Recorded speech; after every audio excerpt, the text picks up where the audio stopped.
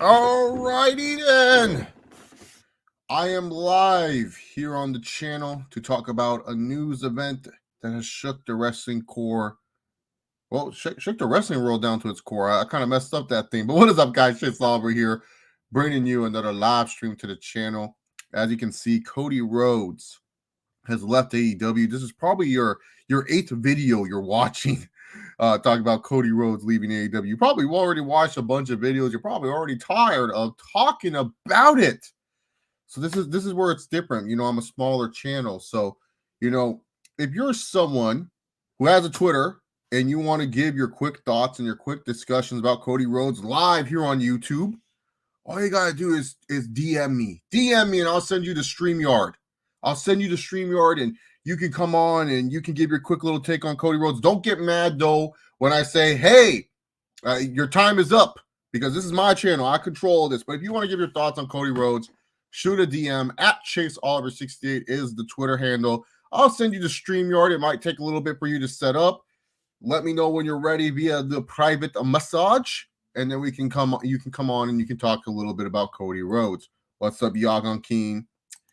What's up, Hawk?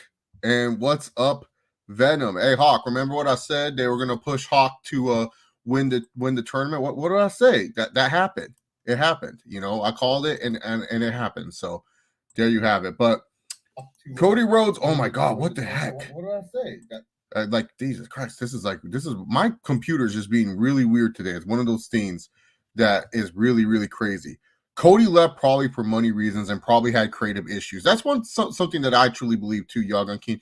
I think Cody Rhodes definitely left because there was definitely some money issues. I think money issues is probably the main reason. One of the things that I heard from people talking about it is that the contracts that we know of AEW, they're not really that accurate. So we don't know how much Cody Rhodes really was making. And if you kind of do numbers and you kind of guess what you see, what top WWE guys are making. I mean, I think we know that Brock makes somewhere like 5 million to 10 million a year. Roman Reigns makes 3 million, 4 million a year. So yeah, yes, Hawk, only about Cody Rhodes. You can't DM me talking about other stuff. The thing is, I want people to give their thoughts about Cody Rhodes, especially because, you probably know my thoughts on Cody Rhodes already, and maybe you want to talk about something else. Yes, that's what we are here to talk about today. We can ask questions later on, no problem. That's the Chase Oliver channel. We always ask questions, but for this particular stream, if you want to hop on the stream, you have to talk about Cody Rhodes, AEW, the future of AEW, WWE as a whole. That's all I'm asking if you want to hop on. As an EVP, probably wanted more money. And I said this, Yagen King, and I've said this in a lot of chats that I was in. I felt Cody Rhodes is the nucleus of All Elite Wrestling. And what I mean is this, man. I really do think he's a big reason why that company goes as smoothly as it does for being such an infant company. I truly believe Cody Rhodes does have a smart mind when it comes to professional wrestling. And I truly believe that Cody Rhodes, he is someone that is for signing new talents, signing new talents and getting those talents over in a different way. Because when you look at Cody Rhodes and you got to think of the people that he probably scouted and signed, you look at, like the four pillars. I believe MJF is a Cody guy for sure. Darby Allin's a Cody guy. Sammy Guevara's a Cody guy. Jungle Boy was a total Cody scouting move. He found those guys. And then you look at guys like Ricky Starks. You look at guys from the Nightmare Factory. I think of guys like Daniel Garcia and Lee Moriarty. I mean, those are guys that I felt like Dave signed because of Cody Rhodes. And I just wonder how the talent department, how the scouting of the talent is going to be now that Cody Rhodes is no longer there. That is a fair question, because when you look at what the Young Bucks and Kenny Omega have signed with AEW, they're not as big impact players as what Cody Rhodes have done. Cody Rhodes have signed guys that people believe are the pillars to the company, that people believe are going to make a huge change to the company. So I'm going to go share this again on the Twitter and stuff like that. So share this one more time. Boom. But this has been a wrestling news story that a lot of people have been cycling. And you know what, man? A lot of people are going to say, "Oh, this is a work. It's pro wrestling. You got to believe it because it's a work." I tell people this all the time. You don't work firings and separations from jobs. Like you don't do that, because the thing is this, man. when you guys sign like contracts and stuff like that, and when you guys sign separation papers, that's no work. That means that like you really need separation from each other. That means you are done with that company. Now, I'm not saying he can't go back to AEW. I'm not saying that whatsoever. But for people to think that this is some giant work, you don't do this for just a pop and reaction on a wrestling TV show. I truly believe Cody Rhodes is done with All Elite Wrestling and that he's looking at WWE as an option. And this is a win and a loss for AEW. It's a win for AEW because now they're kind of in a new era, a new place without Cody at the helm. But it's also a loss because keep in mind how much interviews Cody Rhodes has done, how much thoughts that Cody Rhodes has been putting in there of how much disdain it is about WWE and stuff, just for him to go back. That's a loss for AEW. It just shows that sometimes the grass isn't as green as you may think it is on the other side. Like if one of the EVPs, a guy that, in this wrestler's first company is leaving this wrestler's first company, you got to think there's some concern there, at least in my personal opinion. Oh, I already read that one. I always do this, man, when it comes to reading comments sometimes. No, I don't think he's going back to start off. Cody left AEW and Shane left WWE. Yep. Crazy times. I feel we missed the opportunity to see Cody Rhodes, a.k.a. the founder, a.k.a. the King of the Mountain title reign. Yeah, we missed that out, so that's sad. Wrestling news is wild. It's been a long time. Austin versus KO. Shane left. Cody left. And Brock interview with Pat McAfee. Man, that Brock interview with Pat McAfee was absolutely hilarious. Brock Lesnar is hilarious. A funny individual he is, man. I think Cody is attempting to go Hollywood. He could. I don't see why he wouldn't want to try it. You never know. Like, that's the thing, man. Cody Rhodes, you never know. And I really do think him having his kid really changed, some outlook that he looks at as an individual. I feel like he really was like, man, I'm a father now. Like I got to provide for this kid. I have this wonderful baby, and I want her to know, like, hey, dad did a lot in the wrestling business. Dad did everything he could. Cody's an interesting guy. But also, too, I feel like Cody has earned respect from, the higher-ups in WWE. Once again, guys, if you guys want to jump in and give your thoughts on Cody Rhodes here on the Chase Oliver channel, all you got to do is DM me at ChaseOliver68, and I'll send you the StreamYard link so you can give your thoughts, kind of like phone calls and radio interviews. I haven't set up the Discord yet, man. What do you want to happen if he goes back to WWE? I feel like he's your perfect WWE champion. Like, I feel like if you're missing that WWE champion, because that's what I feel like WWE is missing. They're missing a face to hold that WWE title. I mean, they have a face for the for the Universal Championship. Now you have you need a face for that WWE title, and I feel like the face for the WWE Championship has to be Cody Rhodes. I feel like he is the absolute face for that company. Like, I would not put it past them if they decide to go with Cody Rhodes being the face for the WWE title. What's up, Degenerate Shargon? Well, Shane's still with the company corporate side of things. He's not what the corp. He's just not a wrestler anymore. That's what people are not understanding. He's still with WWE. He's just got let go as a performer. He should not dethrone Roman for the belt. Yeah, no one should dethrone Roman at this moment of time unless it's someone that you truly believe is going to be a megastar for the company. You shouldn't have Roman get dethroned for the belt. Roman Reigns should be champion as much as as long as he should be. So I'm going to do this on Twitter. Want to give your thoughts on the Cody situation live.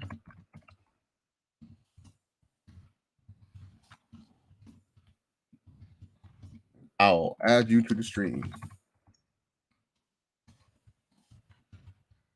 I feel like sometimes people don't watch my channel, so you gotta give people incentives. You gotta give people love.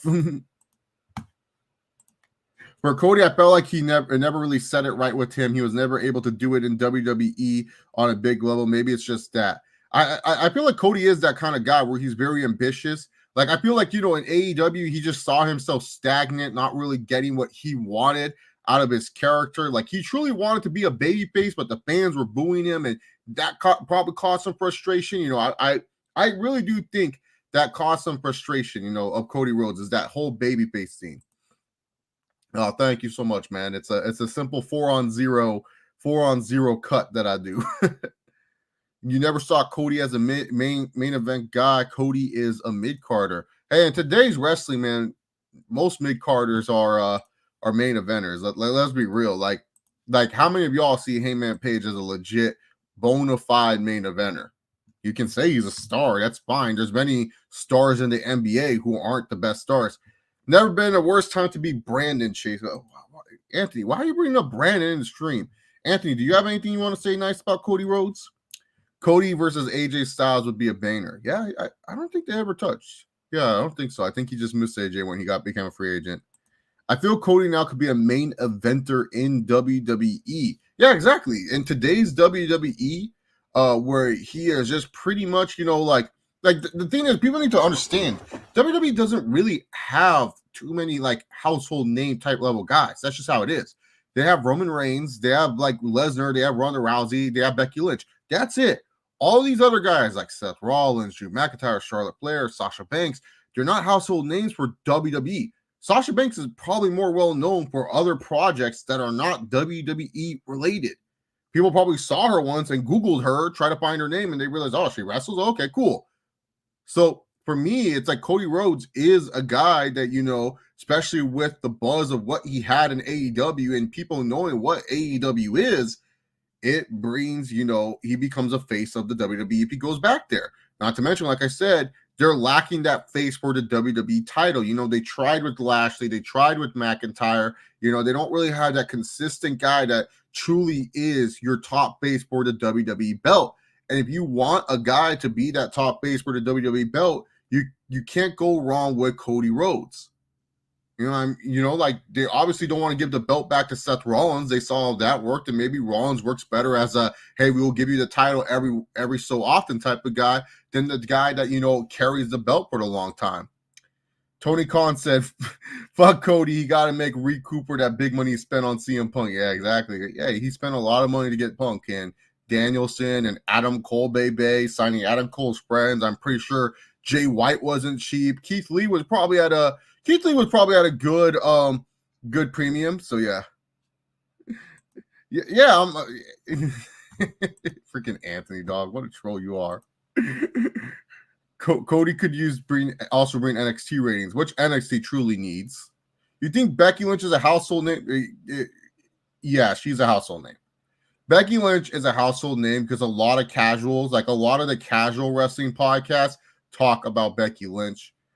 She's getting the Target Con Funko pretty time soon. Her WWE Ultimate Edition figure is one of the most expensive figures you can get on the market, which is more expensive than The Rock's, which is kind of crazy to me. But Becky Lynch is a household name. Whether you like it or not, she is a household name. There's a reason why she came back at SummerSlam and did what she did. I'm not saying like your neighbor's going to know who the fuck she is, but when it comes down to stars in WWE, she's one of the bigger ones. Hence why I say household name. It's like in the NBA. Stephen Curry, household name. LeBron James, household name. You know what I'm talking about when I say Becky Lynch. When I say Becky Lynch, you're like, oh yeah, WWE. When I say Brock Lesnar, oh yeah, UFC, WWE. When I say Ronda Rousey, oh yeah, UFC. Does she do WWE? When I say Roman Reigns, oh yeah, WWE. That's household. When I say Seth Rollins, you kind of have to think a little bit like, what's he from? So yeah, you can argue with me, Jogging King. You can argue with me that, but she is a household name. I mean, she is. She truly is. Cody leaving caught me by surprise. Thought he'd be an AEW mainstay. If he does go back to WWE, hope it works out for him. I think it will. I think Vince respects him. I think Vince sees him as a top guy for that company. Like, before Cody said it before too. When he was in, WWE in the past, they still viewed him as that 18-year-old kid that was there, even when he was doing all these big feuds. Now WWE is going to see him as, the adult, the man, the guy who he became, Cody Rhodes. Heyman Page would be an early 2000s cruiserweight division WWE. Yeah, exactly. What's up? Just got off work. Does Cody going to WWE theme? It would be great, but if it would be cool if he went back to New Japan. I feel like with traveling though, J-Mac, like that's a problem. Even though COVID is like slowing down, we think it's not really slowing down for Japan and Japan's travel restrictions. And Cody just had a kid. I don't see someone wanting to go to Japan with a baby, especially with a wife like Brandy, who probably would love that support from her husband with the baby. Since when was this company operating with a talent budget? They sign guys every damn week. Apparently recently. They decided that this is a talent budget thing. So yeah, apparently recently. I didn't even know that Sasha Banks had projects outside. I thought you was just another person with just a loud niche audience. Oh, Sasha Banks has outside. Trust me, man. When people see Sasha Banks, they go, "Who's that?" Because she's beautiful, and they Google her. And then afterwards, they just go, "Okay, she wrestles for WWE." Who do I want Cody face in WWE? Drew McIntyre, Bobby Lashley, Seth Rollins, bunch of great guys for him to face.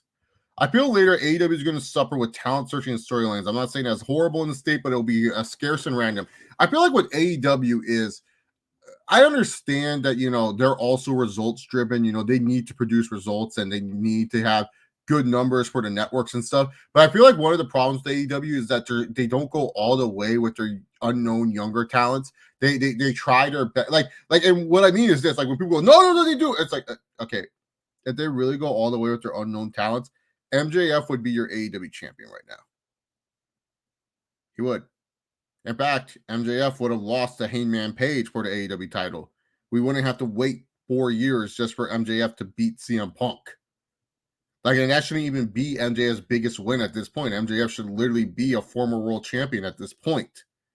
See, that's what I feel like with AEW is that they rely too much on, the former WWE guys or guys who were big outside of WWE that came to AEW. And instead of, pushing the elite at first down our throats, they try to push the unknown guys. And then the unknown guys just didn't connect well with the audience. And then they finally pushed the elite. But by the time they finally pushed the elite, it was too late. By the time they finally pushed the elite, it was too late. Fans didn't really care for Kenny Omega's title reign. Hangman Page took a weird break to take care of his baby at that time. And, it's just one of those things where AEW, where they're at is where they're going to be at. They're not going to see that much growth and improvement in terms of ratings anytime soon, just because, to me personally, I just see it as this company is like, hey, they rely on the fact to shock you every week. And whether that's with a return or a debut of some sort, that's what AEW relies on. When they should have been relying on forcing the elite down your throat year one, and then year number two, building up building up your unknown talents to where they're the household names. Nowadays people don't really care. People will be like, whatever, so that's just me. I don't blame TK, Punk, and Brian are the only watchable people in AEW. Yeah, and exactly, that's a problem. They shouldn't be. I keep hearing how much of a star Darby Allin is, and sadly he just doesn't connect with some people for whatever reason. WWE should have Cody compete for the 24/7 title. No. Yeah. It's just that Japan is just too rough for a lot of these American wrestlers. Unfortunately, I wish that they wouldn't be too rough with it, man. So the travel restrictions are rough. Sasha Banks gonna be a household name whenever she goes to Hollywood, especially if she gets into superhero movies. Oh yeah, absolutely. I think Sasha would be perfect for a Marvel project, especially one that is looking for a big ensemble cast where she can just look pretty in a costume and it's like, oh wow, look who's this beautiful woman. So Cody gonna return to AEW part of his new contract. He'll be able to challenge for the world title. Pure genius by Cody. I hope that's not the case, man. That'd be so dumb. AEW might have MJF throw a cat jab at Cody. Oh, cool. He doesn't throw jabs at anyone? Hard to believe Chase and Jogging King. What? I felt like more AEW wrestlers will leave, like Dean Ambrose, Dustin Rhodes, and others. I don't think John Moxley will leave. Dustin Rhodes, who knows? But I feel like there are going to be some surprising names moving on from the company. I wouldn't be surprised. Like some of those younger guys, and I tell people, man, like the Sammy Guevaras, the Darby Allins, and certain talents like Jungle Boys and stuff. There's going to be that temptation. You may love what you're doing in AEW now, but what if in a few years' time you just look at it and you're like, man, dude, what if I tried my shot in WWE? And to me, wrestlers are some of the most ambitious human beings out there. To be a pro wrestler, you got to think of how ambitious you have to be, how much risk you have to be. And especially when you got guys in the back like Adam Cole, Bryan Danielson. If you talk to CM Punk, he's not going to tell you anything nice about WWE. But Danielson Danielson's probably that guy. If Sammy Guevara, goes, hey, man, I really got some questions for you, man. What do you think should my next move be? I kind of want to take a risk. Danielson's going to tell him, yeah, you should. Why would you want to stay steady when you can take a risk? Bryan Danielson took a huge risk. Bryan Danielson could have easily coasted in WWE for the rest of his career, making a lot of money doing what he did. But no, Danielson said, no, I want to freaking wrestle every week. I want to wrestle some of the best in the world that I haven't wrestled. I've wrestled everyone I possibly can in WWE. WWE is not bringing in guys I want to wrestle, so I'm going out there and wrestle. He took a big risk. Adam Cole took a big risk. Adam Cole literally would have been in a fine. Everyone would be like, no, he would have been in a terrible position, then been released. No, they wanted to keep Adam Cole for a reason. Adam Cole could have been in a great position with WWE. Whether how it turns out, but he could have been in a great position. But no, he took a risk. He said, hey, I see my friends are doing this company called AEW. My girlfriend's there too. It makes traveling easier. I get to see my girlfriend more often. Perfect. That's taking a risk right there. And if you're a young wrestler like a Sammy Guevara, an MJF, or someone down the line, are you really going to just say like, oh, well, yeah, AEW is great, I'm just going to stay here forever? No. I'm young and I work in the office. There's times where I want to leave my office because I want to take a risk somewhere else. I've seen what happens to coworkers when they're complacent. Like here's the thing. When you work those minimum wage jobs, and you see coworkers that are complacent, it's depressing, man. It's depressing. Now, I'm not saying the coworker that, has a big time job, but he stayed with that part-time minimum wage job because, it brings in extra cash. That coworker's fine. I'm talking about the people like that's been their job for the last 15 years, and you could tell how much they hate it. You can tell where it's just like they don't like being there, but it's the only thing that they know. Wrestlers are ambitious, man. Wrestlers want to try new things. Wrestlers are willing to take risks, even if they fail. Because you know which wrestlers talk about, not taking chances? They're the ones that actually took a chance. They're the ones that say, if you don't take that chance, you never know. Because you never know, man. You never know when you take that chance. So yeah, I could see it where people are going to actually take a chance. And I wouldn't be surprised if people left AEW for WWE. It's nothing bad against AEW. It's just more of the fact that WWE is still a place where people want to work. It would be a genius work, but I don't think it's a work. WWE is like that hawk girl that was a bitch, but the sex was good. You talk crap about them and all you want, but if they call you, you come back. Yeah, exactly. If they call you, you go, okay, babe. Is AEW in trouble? No, I think AEW is still fine. I'm just saying, maybe searching for unknown talent, because Cody Rhodes is really good at getting these unknown wrestlers. Like I truly believe Cody Rhodes was really good at finding unknown wrestlers like Jungle Boy, like Max Caster and stuff like that. He has good connections, Cody Rhodes. So yeah, I would not be surprised. That's just how wrestling works. Like if you would have told me Kurt Angle would have gone to TNA, if you would have told me Christian would have gone to TNA, if you would have told me this wrestler would have gone to TNA, I wouldn't believe you. If you would have told me TNA wrestlers would leave TNA, a spot where it's like, yo, why would Kazarian go to WWE? It's all for experience. You got to do that sometimes. WWE has more clout than AEW wrestlers would receive bigger opportunities. And that's true. So sometimes with these AEW wrestlers, do they really want to just stay in AEW? Is that like their end all be all, or is there a bigger goal outside of professional wrestling? Chase, be honest. Looking at AEW sport pillars, do these guys look like people you build a big time company around, like Darby and Sammy? WTF? MJF is okay. MJF, yes.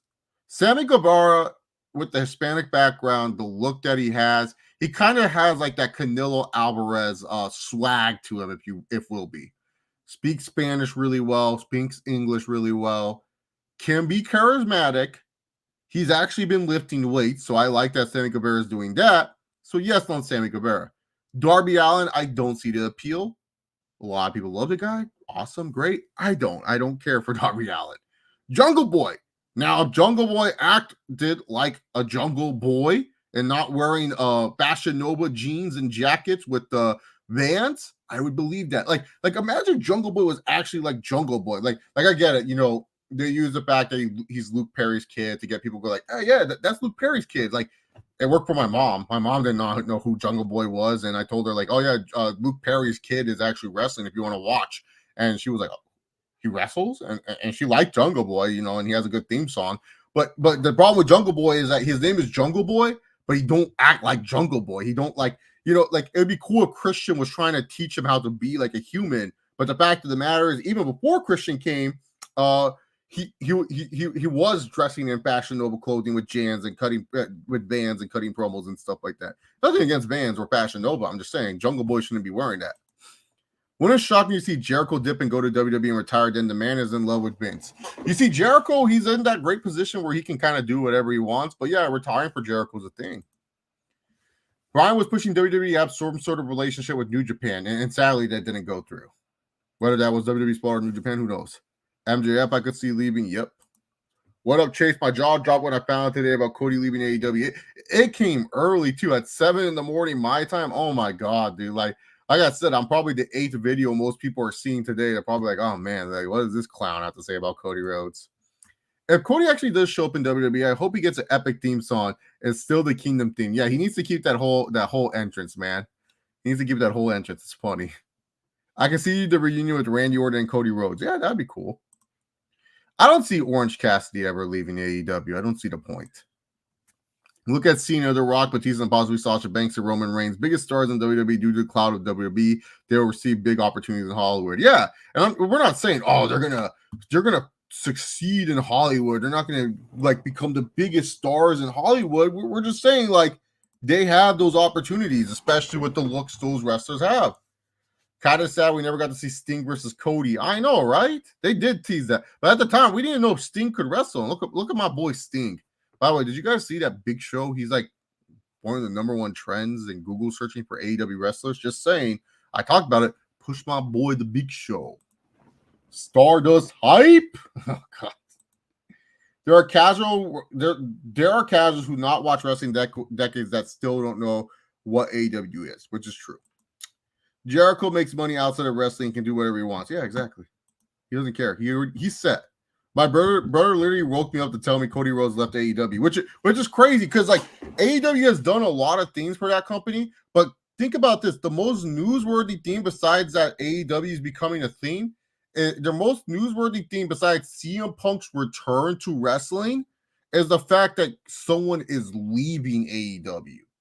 That's crazy if you think about it, man. I still can't really take Jungle Boy seriously at all. A Tarzan type character wearing all those high-end fashion. Yeah, exactly. Like, that's what I'm saying. Like, he should literally be like Tarzan, just like he can't speak English. He just does weird shit. Luchasaurus is his pet dinosaur. And Christians dare to civilize him. How funny would that be?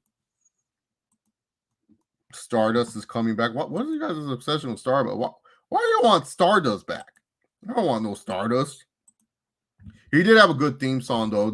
I'll say that Stardust's theme song was pretty banging, dude. He had like that boop, boop, boop, boop, boop, boop, boop, boop, boop. Like, it was pretty good. It was like that nice one. It was a shame we never got that good Goldust versus Cody match, huh?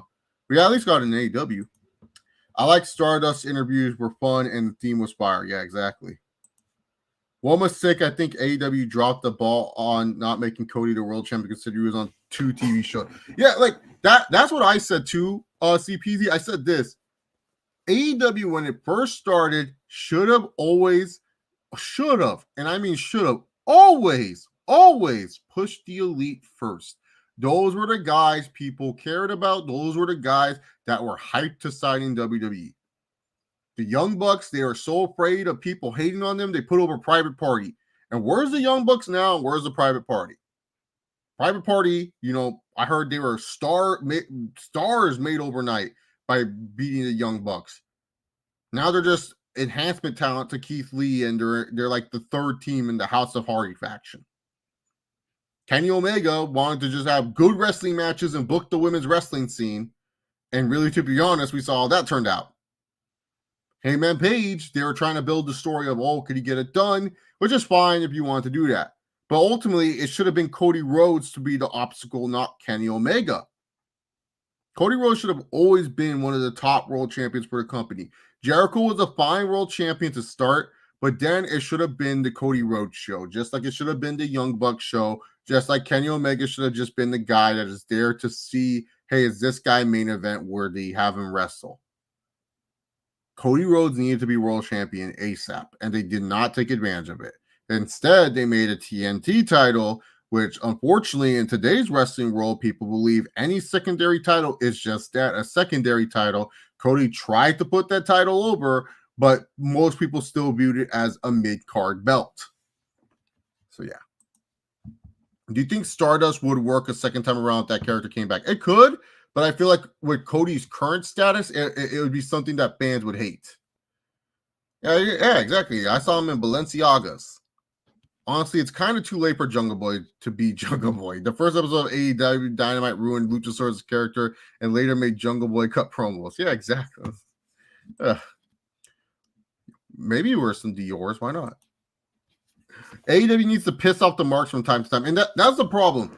AEW, like, and I'm not saying like get them to not watch the product. I'm just saying you got to play with their emotions a little bit better too. And you got to get people who aren't the core audience to care. Because here's the thing. AEW's whole targeting system was so dumb. They wanted to target the lapsed wrestling fan when they forget there's a reason why people stopped watching wrestling.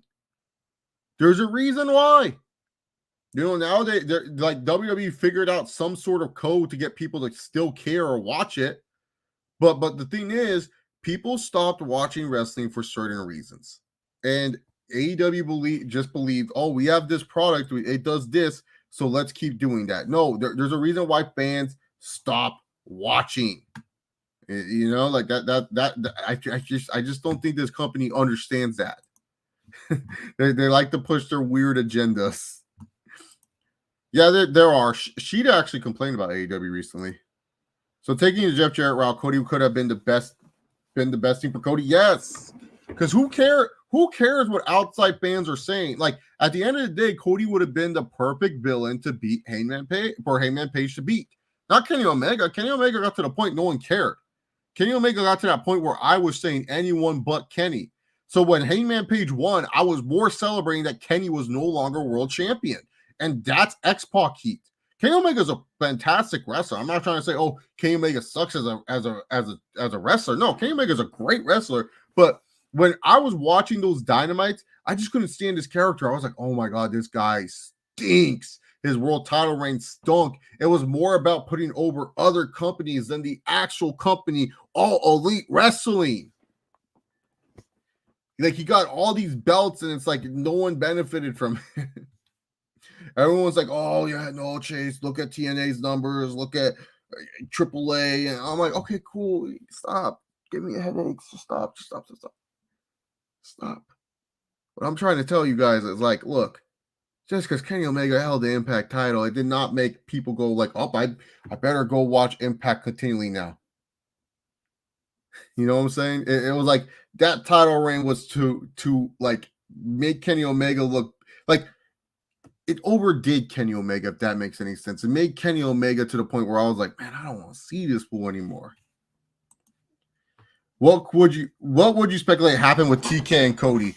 I think it's creative issues, if anything. I think Cody Rhodes looked at the company one way. I think TK looked at the company another way. I think Cody Rhodes probably felt unappreciated, and I feel Tony Khan kind of got pissed because he's done a lot for Cody Rhodes, and I mean a lot for this guy. And maybe there was words being said. We'll find out on the Stone Cold interview if he goes back to WWE. I think Chris Jericho is returning to WWE. Not anytime soon, but yeah, it could be. Maybe Cody returns to WWE. He was a Stars theme song, but still be Cody Rhodes. That'd be cool. Maybe he has a cool remix. Maybe just throws it in the Kingdom theme. One of the biggest problems was that Kenny and the Young Bucks were trying to put over people thinking that they would give them the rep, forgetting that they themselves weren't as over as they thought they were. Exactly. Because keep in mind, when AEW first started, the people that were interesting to newer fans were the guys that were being hyped by wrestling fans about being signed to WWE. Cody Rhodes, Kenny Omega, and the Young Bucks. Sorry to Hangman Page. What's it called? Sorry to Hangman Page, but he was always a guy that was kind of like, you still need to build up. So it was fine with AEW doing what he did with them. But Kenny Omega, if you weren't watching WWE, was hyped up to Thigh Kingdom Come. Like people were telling people you need to go out of your way to watch a 60-minute match with Okada with this guy. So people really were expecting, okay, what's this Kenny Omega character about? Young Bucks, people were hearing about the Young Bucks. They were like super kick party. They had great selling t-shirts. They were part of the Bullet Club. They got their stuff into Hot Topic. Like the Young Bucks were another team that people were excited about. Cody Rhodes, like he's the name that, many WWE fans were like, oh wait, Cody Rhodes is actually still doing something. Dusty's kid. Okay. And instead they were putting people over when it was like, no, you got to put yourselves over first. You got to hype up like you guys first. You guys are the main hype factor. That's like the UFC. Like if the UFC was fake, they're hyping up Conor McGregor and you never seen the UFC before and Conor McGregor loses. It's like, what? No, you're expecting Conor McGregor to win, especially if it's prime Conor. So yeah, man, like that's the problem. That was always my biggest problem with AEW. A lot of people thought I would be like hate on AEW. No, I always said AEW's biggest problem was they didn't force the elite down our throats. They should have forced the elite down our throats to the point where we're saying, okay, these guys are legit. I'm not saying to make us hate them. So yeah. Jade Cargill, maybe in the future, not now, but in the future, maybe we'll see Miss Cargill in there. Can't wait to see the AEW document where they speak about Tony Khan being a mark himself like that. That could happen, man. That could very well happen. It's not one of those things that I would ever put it past, man. What are you trying to say, Chase, about Kenny Omega? He wants to hog the spotlight. Great wrestler, but he likes to hog the spotlight. Yeah, man. Sammy Guevara versus Cody was the last match I saw from Cody in AEW. Oh, it was very well his last match. Well, which match? The ladder match? What's up, Amir? Hey, Amir, you free? You want to come on and talk about this Cody Rhodes stuff real quick? Of all the big companies, WWE, AEW, and even Impact, why hasn't there been a female wrestler that has an IG/OF model, that type of gimmick? Well, it's on NXT 2.0. They have a girl that's really running that gimmick. Did you ever fail any final exams in college, or would you pass them all? I never failed a final exam. I've always passed the test.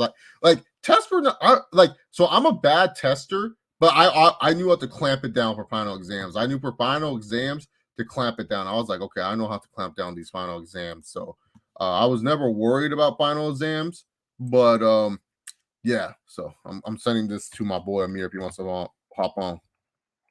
Want to hop on to talk about Cody. But no, I never failed, man. It's okay to fail too, guys. Don't act like it's not a bad thing to fail, man. Crazy thing is Cody's first match in AEW, he beat Sammy, and his last match he put Sammy over. Kind of crazy. That's long-term storybook. Well, on Dynamite, I mean, yeah. Cody should come back to WWE. Hey, well, he might go there. I got the biggest laugh out of today's Cody's news because just confirmed that both AEW and WWE diehards are hypocritical. I don't understand why fans are getting mad if Cody Rhodes goes back to WWE. They act like he will commit like some ultimate sin or something like that. I'm like, yo, dude, just let him do what he wants to do. Like, at the end of the day, it's up to him. If you feel like he's a sellout, that's fine.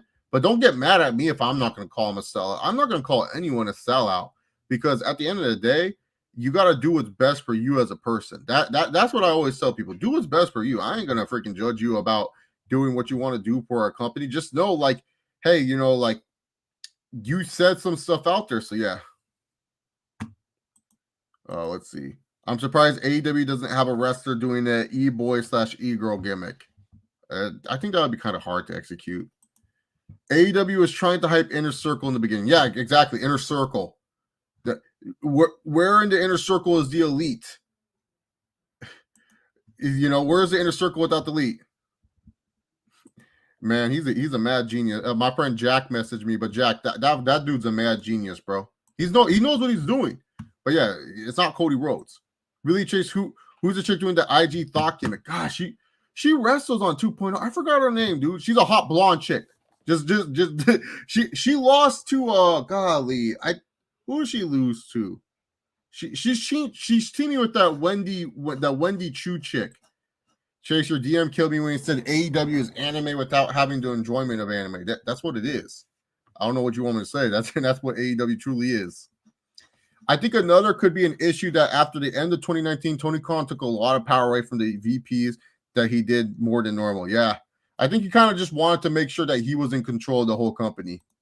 As much as I didn't like Cody, AEW really shot themselves in the foot with the thing about Cody not being able to compete for the world title after he lost to Y2J. Yeah, exactly.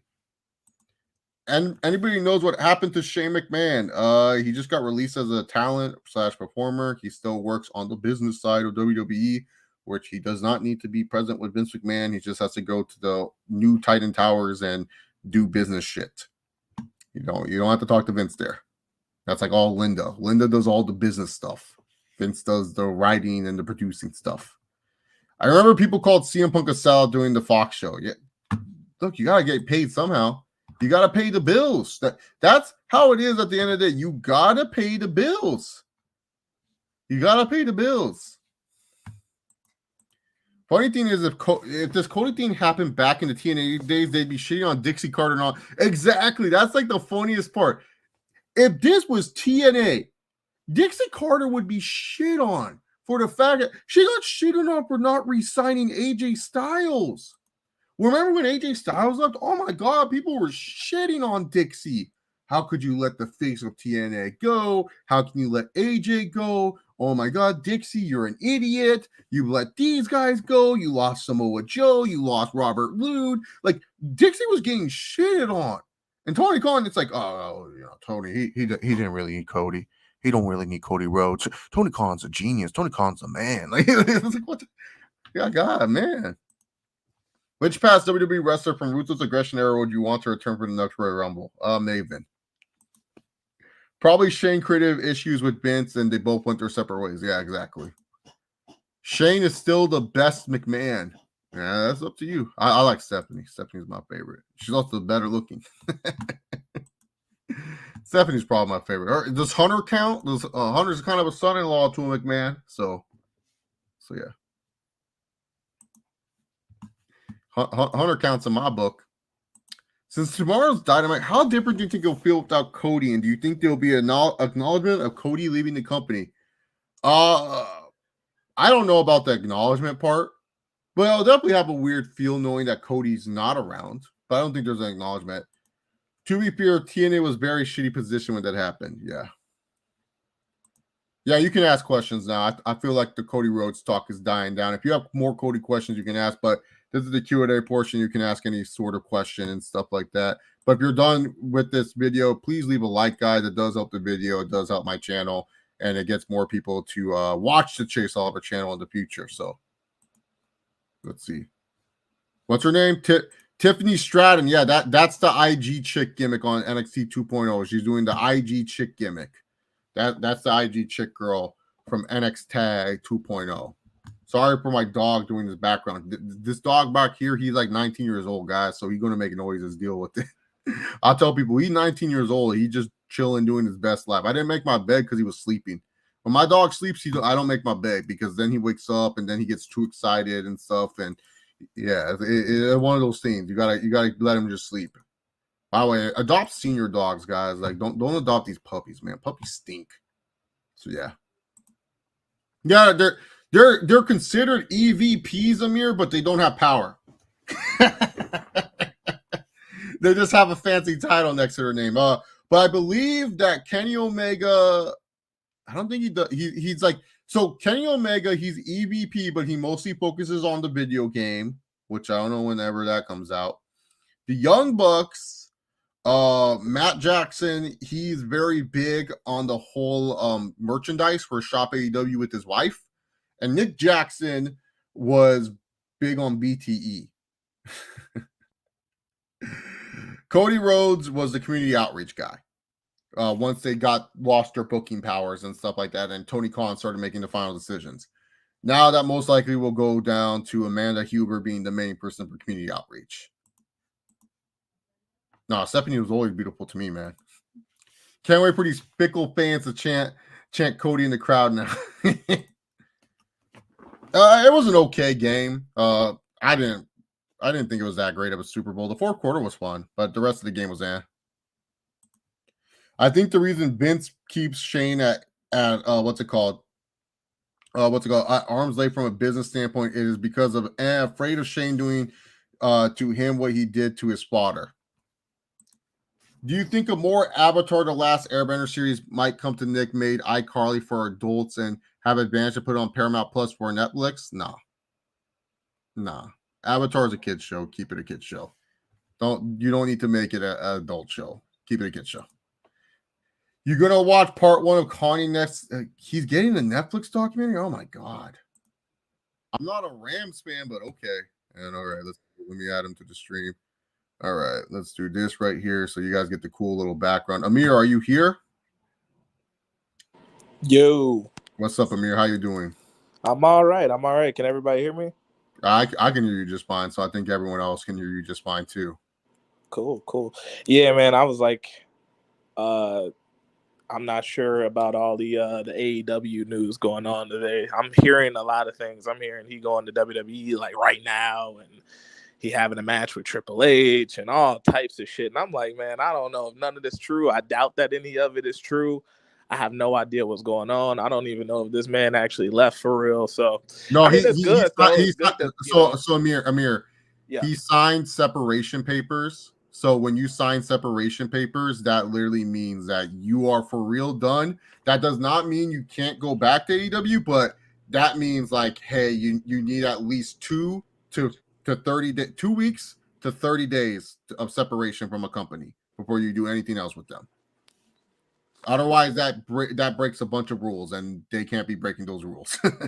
Right? Yeah, I'm like, shit, I don't even know. But when any, I guess, wrestling company is getting this type of buzz, especially for a guy that's like never been a world champion, it's a pretty good deal. You know what I mean? That's a pretty big deal. So whatever Cody Rhodes do next, people will tap in, and that's the most you could ask for with wrestling. It's hard to draw. You know what I mean? So. Yeah, I think you missed the beginning portion. I said Cody Rhodes is the answer. They already have the face of the Universal title. I feel like now, like if he goes back to WWE, you just strap him with that WWE championship. Who cares who your champion? He would be your face for that WWE title scene, especially on Monday Night Raw. So, yeah, that'd be such an L though from a principle standpoint. It's like you weren't happy here, you know what I mean? I think Triple H told him that he needs to just play his role. Everybody has a role that needs to be played or whatever Triple H told him. He goes, he does this, he is a big part of this huge thing with AEW. That's popping off, is doing well, on a big network, on a prime time. Just to go back, boy, that's kind of like, man, damn. You know what I mean? Yeah, that's kind of an like I said too. Like I'm not gonna call him a sellout because hey, look, he's a new father. He's doing his thing. Do your thing, Cody Rhodes. Like whatever someone wants to do. Like, not really a sellout. I don't think sellout is the right word. You know what I mean? Because he had money already. He's worked for this company before. You know what I mean? So I don't know about sellout. But I mean, it's that old thing. It's kind of like Jeff Jarrett coming back. I don't know, a few years ago, or when Eric Bischoff pulled up in 2002 or 2003, whenever that was. You know what I mean? It's kind of like, damn, that got a sting. Yeah. Yeah, that must hurt you in your soul, knowing that you were kind of wrong in a sense. You're just like, fuck, I have to actually go back to these guys. Exactly. So I don't know. Maybe it won't sting for him. I don't know, but I don't see it. Like right now, me today at this moment in time, I don't see him pulling up out of nowhere in WWE. I don't know what he's gonna do next. This might be a storyline. This legit just might be an angle, which is fine too. But I think it would be kind of it would be a fine angle, but it's not an angle I'm necessarily like, I need to see Cody Rhodes trick us and beat Adam Hangman Page. Like, just do whatever mediocre stuff you're doing with Hangman Page, and hopefully the kid gets over. Like, that'll just bury Hangman Page. And if I'm Hangman Page and I'm like, yo, you guys did this all for a storyline, fuck that. Release me ASAP. I am going to WWE. Right. If I was Hangman Page, I would not put up with that BS. I'd be like, you told me to wait this long to finally win this damn belt. I played your guys' game and I won the damn belt. And now I'm just being tricked and duped by a guy that was supposed to be an EVP. And then he comes back and you're telling me to put this guy. I would just lay down. I would literally just be like, screw it. I don't care how unprofessional I look. I'm laying down for you guys. Or I'm telling Cody, just squash me. Just hit me with the Cody cutter. Do the crossroads and end it. Hit me with the Tiger driver. Do that. Do everything. So yeah, and it's interesting because I love this because I don't know what's happening. I remember, Yeah. it's funny. I remember I used to watch Raw back when I used to watch Raw every week and just could not miss it. And like my mom would like kind of watch me watch Raw, and I would be able to call the spots like minute, 2 minutes before they would happen. And it got to the point where she was like, "Bro, why do you watch this shit? Like when you know exactly what's gonna happen." You know what I mean? So it's always super fun, like, because I don't know. We don't know what could. Nobody, legitimately, nobody knows. No insider, I'm using the word insider loosely, knows what's gonna happen. So this is fun. Like I'm legitimately like I'm Well, excited to I see think what's next for Cody Aaron Rhodes. Hawani is would probably know what's happening. He has pretty good connections. Like he's trusted, but he another one. Like he loved the business. So even if he know what's going on, I Yeah, think he would kind of leave trails or purposely mislead wrestling fans on purpose, because at the end of the day, it is supposed to be a work. Like mm-hmm. So apparently on NXT, Solo Sikoa, Roman Reigns' eighth cousin in WWE, is going to feud with your boy Gunther, aka Walter, the artist formerly known as Walter. all right, finally getting the storyline. I've seen a few matches from the Usos. They were all squash matches though. I don't think I've ever heard him talk, but that's something I tap in for just to see what he looked like. I don't I don't know. Like I guess I came across as like I hated Gunther on Twitter. I don't hate the guy, but he's just another guy to me. It's just bland. Yeah, he could work. He could have good matches. He got a mean chop. But I mean, what is that gonna do in the long run? Kinda. I can't. Like, it's hard for me to get into guys that I know aren't gonna go far. If that make any sense. Like, I know I for a think fact that WWE is not gonna do anything with this man. see. So So why bother? no, I disagree with that because Vince loves his foreign wrestlers. He gave Jinder Mahal a WWE title, dude. So like, I think Gunther's at least due one title reign. He loves these big stupid foreign wrestlers. That's his thing. He's like oh, like he probably wrote the name Gunther himself. That was all him. So like I would disagree with you on that. Oh, I think Walter will win at I least don't one I don't WWE see it, title. because even then, like with the like you said, with the big Amir, a foreigner. Jinder Mahal won a Yeah, title. but I mean, then again, you gotta look at Jinder Mahal too. Look at Jinder Mahal. Look at Walter. Yeah, I Yeah, mean, like, Jinder Mahal stinks. Just because he took a bunch of steroids does not mean he hey, was if Vince is a body guy, man, like, hey, we heard the story. I think I heard Jericho tell it. Like, Gangrel took a bump and his shirt flapped up, and Vince saw gut and fired the man on the spot, like right after the match. You know what I mean? So yeah, and yeah, he gave a bunch of money to Kevin Owens, and he might give Kevin Owens the match. Kevin Owens, keep that shirt tucked in, baby. He got a singlet Hey, on. hey, Kevin Owens might get a match with Vince's biggest star. Can you speak on Israel Adesanya's performance in the UFC?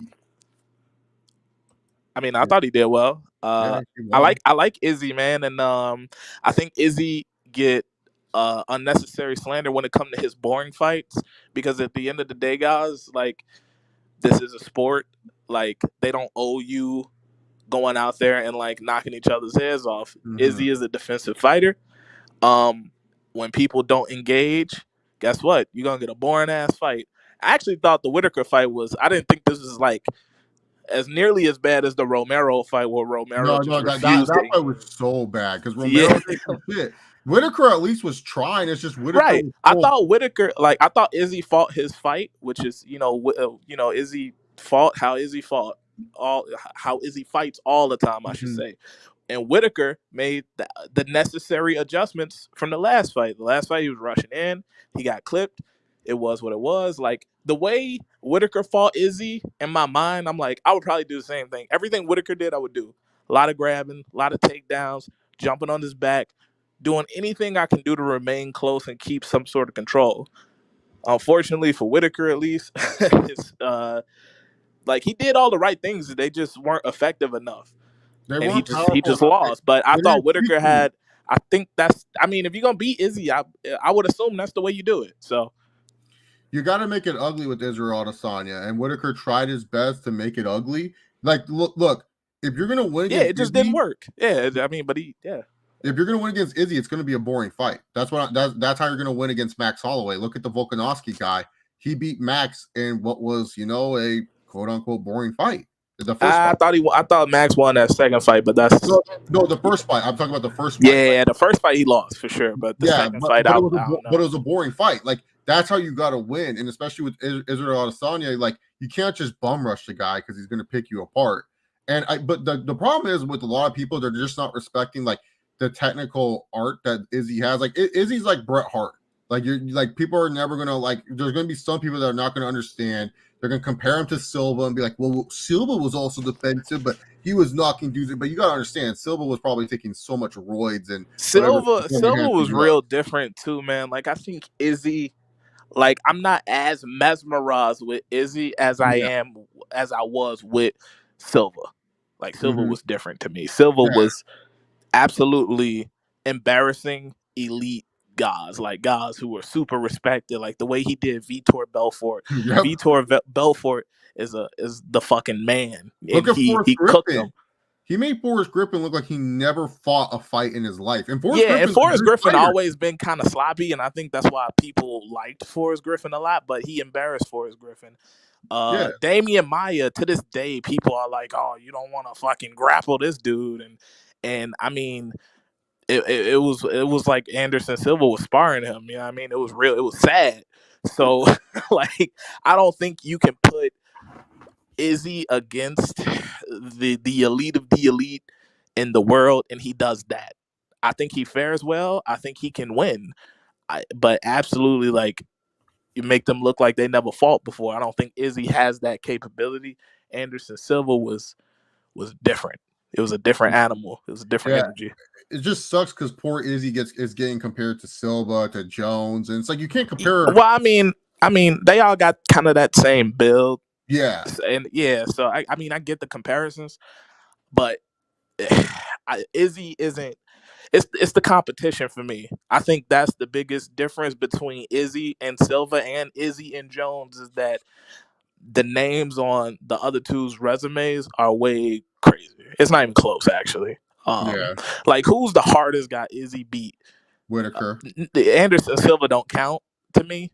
It's Whitaker. He's the only guy. It would be Whitaker, right? And I mean, and I'll tell you this: he embarrassed Whitaker the first time, but Whitaker got a rematch, and you know, he was able to at least hang in there the whole fight. So, and Whitaker's a name. I'm not saying like by any stretch. Whitaker's, you know, he one of my favorites to watch too. But that's it. Yeah.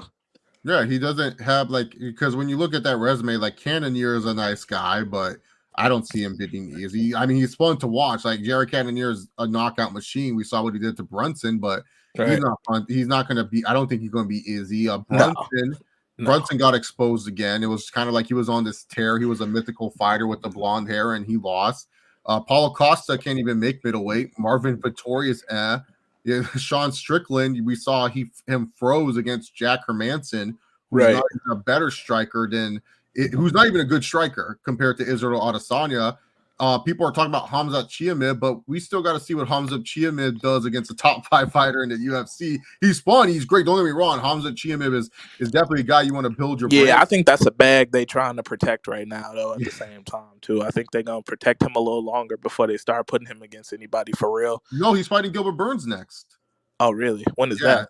Yeah, so Hamzat said he wants Gilbert Burns, and then he wants the winner of Covington versus Masvidal, since he wants Usman or Edwards. He wants a champion. So his plan is if he beats Burns, he wants the winner of Covington Masvidal because he says he respects Leon Edwards and he wants Edwards to get the title shot against Usman.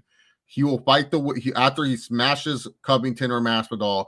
He'll go ahead and smash the welterweight champion. That's I don't know, man. Gilbert Burns is the real deal too, though. We'll see. But I mean, that's like I would need to see that first because that's a really good test. Yeah, no, Gilbert Burns can do everything, and the thing is, like we said, we haven't seen Hamza even get hit in the UFC. He's only been hit 4 times, which is pretty crazy. Yeah, no, that's insane.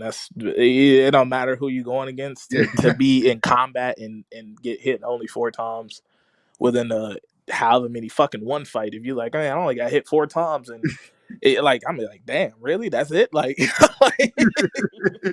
that's like I said, yeah, like you said, it's impressive because the other guy's still throwing punches too. It's not exactly. You know what I mean? So like, if you can escape one fight getting hit only 4 times, I'm like, pretty good. So, Amir, have you ever watched Jujutsu Kaisen? I'm so behind on my anime. I haven't even watched it. nah, man. When it comes to anime, that's a Jagan question. I'm not looking at the screen. I'm assuming here. Um, when it comes to Yeah. my anime, dude, let me tell you, I cannot for the life of me get into to Attack on Titan, and I'm trying. I'm like bullying myself to like be interested, and I'm just not. I don't know What's not why. interesting you? You don't find the things interesting at all? I'm not. You know what I mean? I get it's supposed to be great. And I'm like, okay, like it's one of those situations where I'm like, this isn't ass. Like, okay, maybe something is up with me. Why is this not grabbing me? I'm not interested in the characters. I'm not interested in the story. Don't really I couldn't explain why either. I don't know. Like I'm trying though. I'm on like episode 11 and I'm just I don't know, maybe I just need to keep going. I don't know. I say once you get to season two where it opens up a lot of like the good backstory shit on Attack on Titan, and then there's one thing in season two that literally everyone loves, even like non-Attack on Titan. Because I had a friend who was the same thing. She did not get it. She just kind of watched it to keep up with her friends. Then this episode happened in season two, and then she became fucking hooked. Like Yeah, she's see, more I'm hooked trying than to like me. I want to be like hip to it. Like I want to see what this is all about because they're like this is one of the most like popular shows like in the world right now. Yeah, it Um, transcends just being an anime Attack on Titan. yeah, I've been watching. My homie put me on this show, Demon Slayer. I've Demon Slayer. actually been enjoying that a little bit. I've been like that grabbed me immediately though. So the Demon Attack on Titan, keep in mind the earlier season of Attack on Titan came out like 2010ish 11. So its animation's not up to par. Demon Slayer is by Ufotable. Ufotable has done other anime like Fate and all these other crazy anime, and so they just know how to animate and make like if you read Demon Slayer the manga, it's so terrible. But the reason why it's so good is because the animation is just beautiful, the music and everything. Attack on Titan, the problem is like they just didn't have consistent animation, and I feel like that's another reason why people kind of get jarred from Attack on Titan because the animation can be spotty at times. But Yeah, I think animation I is don't good. know what it is. Like I legitimately like if you just like, well, why don't you like Attack on Titan? I couldn't give you a fucking I legit couldn't give you a reason. Well, you don't think I it's don't know. ass. Like if you told me Attack on Titan's ass, I'd be like, okay, well, you got to explain yourself. But you Yeah, just because I'm say like, I don't think this is bad. no, Like, you don't think it's it's bad. like I don't know. It's just like it's like you like hearing a band, like, and they got some hit songs, but you're like, nah, not for me. Like, you know Yeah, what I mean? Like I like don't hate it. like how some people feel about certain artists. Yeah, no, I totally agree. Yeah, no, if you told me like no, Attack on Titan's ass shit, I don't get you. I'll be like, oh man, you got to just watch season two because like Yeah, nah. So that, I don't know, but I'm gonna just keep going. But when it comes to anime, like my anime, like shit is just limited in general compared to like a lot of people. I feel like nowadays, like give me like I think maybe 6 shows. Like give me like Naruto and Dragon Ball and Death Note and Samurai Champloo and I think I'm out after that, low key. Like, yeah, no, I wasn't really big into like I kind of fell off of anime, and then it was like I heard Shippuden was actually on the good parts, and then I was like, okay, I'll watch Naruto again. Like they're actually doing good fights, and it was like it was like just banner after banner. It was like Sasuke versus Deidara that led to Sasuke versus Itachi, then right? Yeah. Jiraiya versus Pain, and then Naruto versus Pain. So it was just banner after banner, and it was just like, okay, yeah, I gotta I was get back. talking to the guys about that a while ago, and low key, I think Jagan was like on that call. Funny enough, I think we were playing like PlayStation, so I can't remember. But I said that like I was like low key, if they wanted to end Naruto after Pain, they low key could have done it, Oh, and and there 100%. wouldn't have been no problems. Like, yeah, Like I just don't get think a rid of lot of people would Sasuke have fight. complained about it. They have to extend it. They Yeah, I'm Kishimoto. not a war hater like a lot of people though. A lot of people don't fuck with that war angle like at all. I understand why, but I don't know. I didn't think it was as bad as people I trying to would say portray it to be. I'll say the war is better in the anime because they did good filler for it. I felt the manga was missed potential. Like when you read the manga at first, it was like, oh my god. And then also to Obito's reasonings is so stupid. Like you're such a simp, bro. Like stop being a pedo. Just go ahead and That one didn't bother me as much as the Zetsu Like Oh, the little yeah, yeah, thing, yeah. like, okay, this is the reason for the whole Yeah, no, it's Black Naruto Zetsu. universe. The Black Zetsu being like a big time villain is like grabbing a random ass Cell Junior and making him a big Yeah, right. Like, the okay, hell. like I tell you this, right? And I could sound ignorant now because there's been several other movies after this one. I don't know. Are you a Harry Potter guy? Yeah. All right. Whichever one where the rat turned into a human and he was like, "Yeah, I killed the Mm, parents," because that was like the original storyline of Harry Potter. It's I like believe that was the that might have been the third one or the yeah, the fourth one. Prisoner of Azkaban, I want to say. Right. So, like, spoiler alert, guys. Sorry. Fuck. I'm This pretty sure people movie have came read out or watched 15 Harry years Potter. ago, but almost 20. No, it's 16, 17. I don't know. Anyways, like, I like that shit made me stop watching Harry Potter, dude. Like, I'd never watched another Harry Potter movie because I was like, man, that shit kind of whack.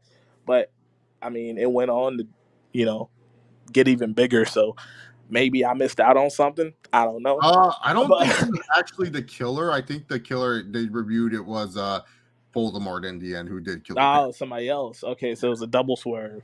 Yeah, the rat was trying to lead you astray.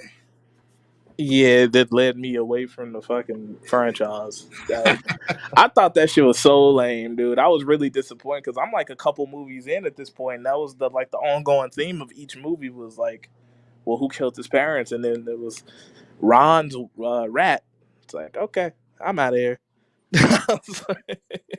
What's your honest thoughts on Austin versus KO at Mania?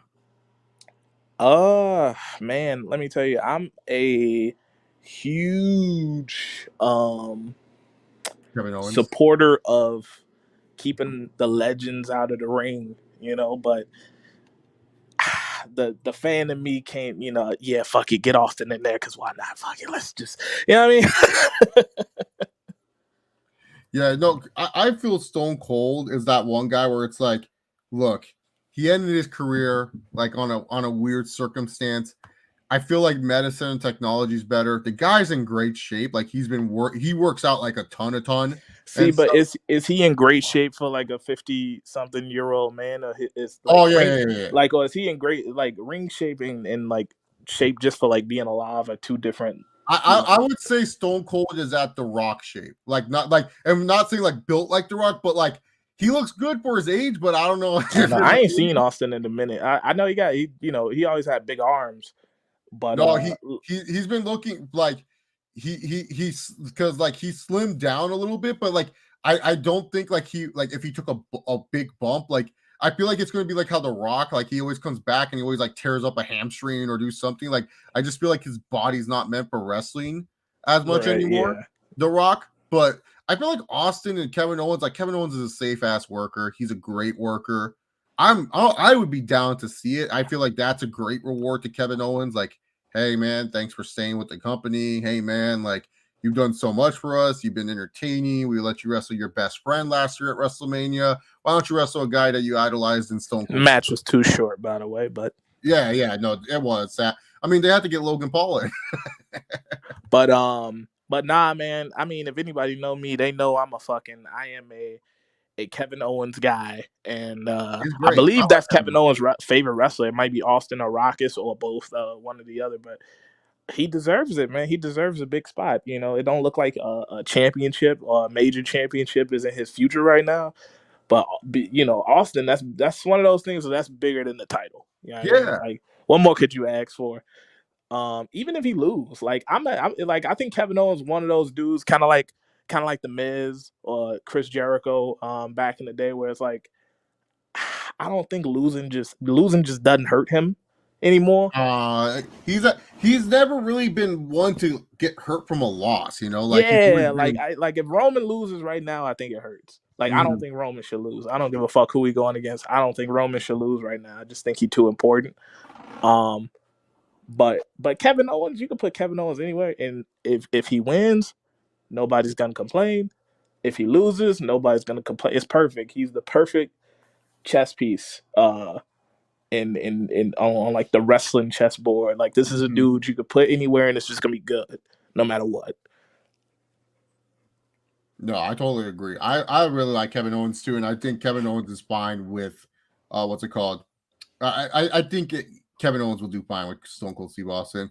What do you think made UFC want to give the big bag to Izzy? I never knew him to sell all those tickets, or maybe I'm out of the loop. He's a big star outside of the US. I don't know.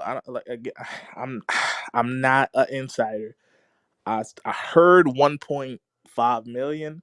That is not a big bag, and that's it. That's all I got to say about that. So the thing with UFC is this: Israel Adesanya is signed by Puma. He is a big star outside of the United States. Dana White pays under the table.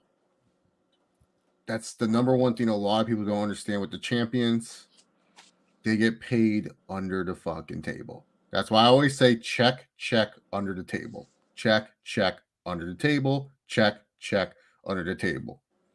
Daniel Cormier kind of blew everyone up with this because he did say in a former interview that Dana White just gave him a random $1 million just for fighting John Jones.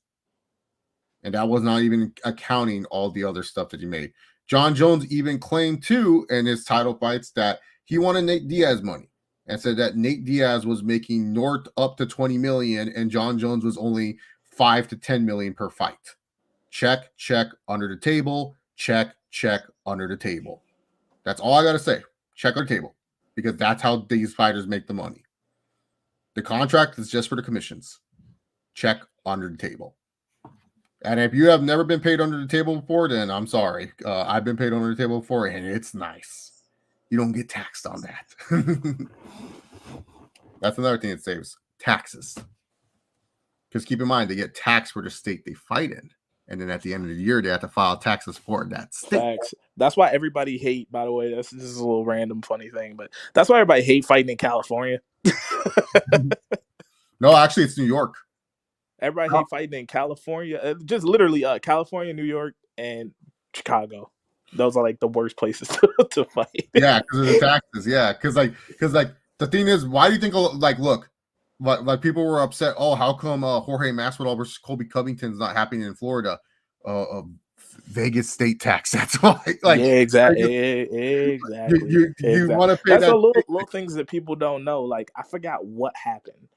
It may have been a COVID thing. I could be wrong. For some reason, something happened. It was a John Jones fight. Maybe you remember, but they had to move an event. No, yeah. So second from somewhere to I think California, and the fighters were pissed. It was John Jones versus Gustafsson 2. Jones tested positive for a picogram of turinabol. There you go. In his system. So in 1 week notice, the fighters not only were they pissed because they had to go from Vegas to Anaheim, they were pissed because they weren't comped their rooms. They had to pay for their families' move to Los Angeles. Oh, and by the way, you were fighting in Vegas, and now you're fighting in California. You're gonna get that California state tax, which exactly. I remember vividly, the other fighters on the card who were making a substantially less amount of money were really fucking hot about that. Yeah, so that's why it's that's the thing. When fighters see don't get me wrong, fighting in California, it's good every once in a while, but look, it's no secret that Dana White put Francis Ngannou in California for a reason. Come on, he put that boy in California for a reason to fight Ciryl Gane. But yeah, I always tell people it's always under the table with Dana White. People talk about fighter and same with boxing too. Boxing, there's a lot of under the table business and stuff like that. But yeah, no, because that's what a lot of fighters will tell you is they get paid under the table. Dana will give them extra money. Well, Davison Figueiredo even said he got it. He filmed it, but he deleted it. Dana White giving him a big ass envelope full of cash with his name in it. So, and he said it was worth a bunch of money. So. Never say never in wrestling. Yeah, I truly agree. I'm not a Rams fan, guys. I like the Chargers. I'm happy they won, but I don't care for them. Heyman Page is still champion. Yeah, he is. Austin versus Owens in a cinematic match? What? No, they're live. You cannot do a Austin match. You can't not do a live Austin match.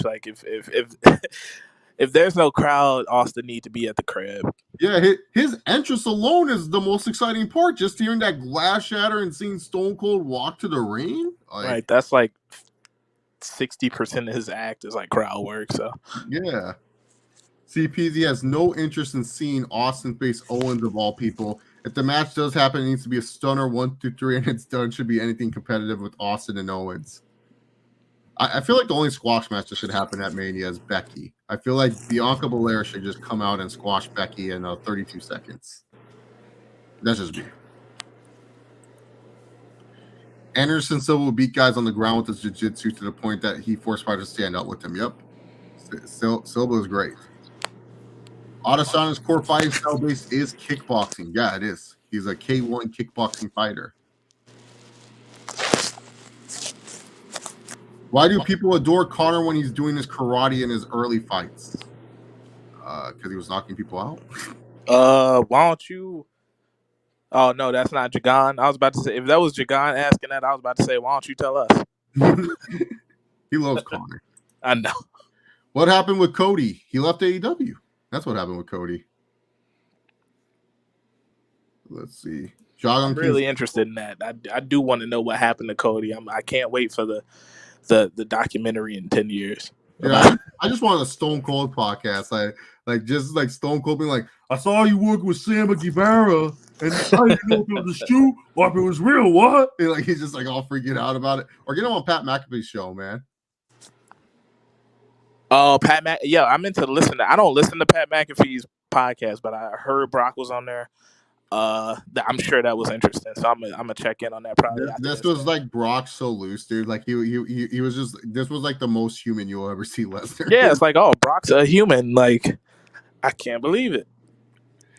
Anime ain't the same anymore as 90s and 2000s. Those days were the goats. Also, too, anime now, a lot of bad anime get by off of like just great animation. Like I ain't gonna hold you, man. I don't know. Like, apparently, like I see a lot of love for that My Hero character. My Hero Academia. Deku. I mean, yeah. I don't know. That seemed to be getting a lot of traction. Like I see that shit like outside. Like I see like dudes like grown men wearing like the hoodie uniform thing and shit just outside. Like that show blew the fuck up. So I don't know. Like I feel like and this Attack on Titan thing is like literally like it's Euphoria and Attack on Titan. Like these are like the biggest shows on out right now. So I don't know. Anime seem to be doing all right. Anime seem to be in a decent spot. To me, like when you look at, especially if you look at Attack on Titan season 4 part 2's opening alone, I think it has like 32 million views on YouTube. That's pretty big for an anime. Big dog. What was that? I think Amir cut off for a little bit. Didn't hear him there. What were you saying, Amir? Oh, I got a call, my bad. But yeah, no, I was saying that's big dog numbers, man. Like that's nothing to, I don't know. Anime seem to be in a decent spot to me, even though I'm kind of washed on it. I think anime, it's more accepted. Like I feel like anime is more accepted in today's society. But like, how do I put it? Like it's more accepted, but it's like one of those things with anime where it's like not every anime is meant for everyone type of thing. It's like not everyone's gonna fall in love with certain animes, But that Tokyo Revengers, I think that's the next big one once it gets to its later seasons. I guess Amir left there. Are you guys looking forward to the new Dragon Ball series, Dragon Ball Superhero? It's actually a movie, Weston. Does anyone know of Genshin Impact? I'm familiar with Genshin Impact. There's Amir right there. Hey, yeah, my fault. Yeah, I came back and then you sounded like a robot. I was like, oh yeah, that happens sometimes. Yeah. Is it like a game or anime? Which one? What game or anime? Chase, please tell me you saw AMP versus FaZe Clan flag football game. It was hilarious. Duke Dennis picked up Brett. Dude, AMP recruited. I wasn't happy with that shit. AMP got the AJ Green, who's a D1 player. They had another D1 player on their team. But no, Duke Dennis is an absolute savage. But no, AMP recruited, man. They were facing all these little gamer white boys against freaking legit athletes. It was not fair and stuff. Plus, Vic was throwing. Brett Favre was throwing like he was in the old days. Do you follow those groups at all, Amir? Do you follow? I have no idea what you're talking about right now. Oh, okay. So FaZe Clan is one of the biggest gaming groups, and then AMP is a group of black content creators who formed a group. One of the main guys is Agent 00, known for like 2K videos, and he grabbed a bunch of other. That sounds familiar. Yeah. So he grabbed a bunch of other 2K content creators.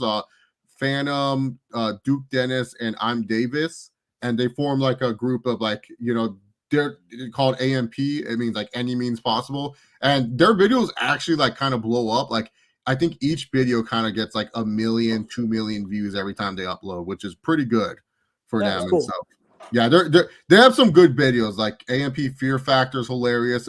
Their Squid Games. They're actually my favorite Squid Game channel content that they do and stuff like that. But yeah, no, they're I think you would like them if you gave them a chance. FaZe is just a bunch of like FaZe Rug, FaZe Adapt, FaZe and all that, yeah, whatever. Have you heard of what's going on with Matt Cardona, aka Zack Ryder? Do you see what's going on with that guy or not? I know he getting some traction, man. It seemed like I can't say I'm here. Like the only match I've seen is him and Nick Gage. That I think they had a match and he won, and I think he came out to his WWE song. That's the only match I've seen, but I'm seeing him more now than I have in 10 years. Like he seemed to be doing okay. He just won the NWA championship. See, yeah, I heard. Yeah. Who was that champion? Trevor Murdoch. Yeah. Yeah, it's a funny story about that. Fun. So before Cardona came in, their plan was to do Murdoch versus Mike Knox. Yeah, that's fucking Mike Knox, man. That's a name I ain't heard in a minute. Mike Knox, yeah, he's now Cardona's heavy, which is much better than him being the world champion. It's a funny story about that actually. So I'm at work and a dude came in and he like had his like fucking t-shirt on and it was him in like wrestling gear. So I'm like, oh, you're a wrestler. Like, yeah, I'm a big wrestling fan, whatever. He was like, oh, nice, man. Yeah. I'm like, hey, like independent wrestler? What's up? He was like, oh, I work for NWA. I'm like, oh, okay, cool. By the way, he was maybe 6 foot, black dude, bald. I had no idea what his name was. I can't remember. But he was like, yeah, I'm in NWA. I'm like, oh, great. Yeah. I was like, yeah, I just heard I was like, I didn't see it, but I heard like Trevor Murdoch won the belt. And he was like, oh yeah, that's my boy, good guy. I was like, yeah, man, I was like, yeah, man, I can't lie, that's random as hell. and he low key got hot about it. He was a little mad, like he was like, oh fuck you, Mark. Like he was kind of like, okay, like oh yeah, man, well do your thing, man. He was like, yeah, wish me luck. I'm getting an AEW tryout, which I don't know, man. It seemed like everybody get a fucking AEW tryout. It was like they hold tryouts every day, like at 5 p.m. or something, like probably, yeah. This is constant. The amount of times I've heard, man, I got like on my Mark page that I don't use anymore. Like every time I do sign on it, it's like, wish me luck, I'm going to Florida. Like we got AEW. Like it's a bunch of little indie wrestlers and shit. It's hilarious. But yeah, no, dude got a little hot at that because I said Trevor Murdoch winning the world title was type random. I always remember like when in 2011 I bought some WWE trading cards and I was like, yeah, I told the cashier, he's like, oh yeah, I haven't watched wrestling in a minute. And he goes, yeah, I'm like, yeah, man, I'm going to SummerSlam. So I'm hoping to get these signed and stuff like that. He's like, yeah, who are the world champions right now? I'm like, I said, oh, well, John Cena's still a champion. He's like, yeah, I remember Cena. He's kind of feuding with CM Punk, who's also a champion. They're going to combine the belts. He's like, okay. And I'm like, yeah, and Christian's a world champion. And he literally looked at me and was like, wait, Christian? And I'm like, yeah, Edge's tag team partner? I'm like, yeah.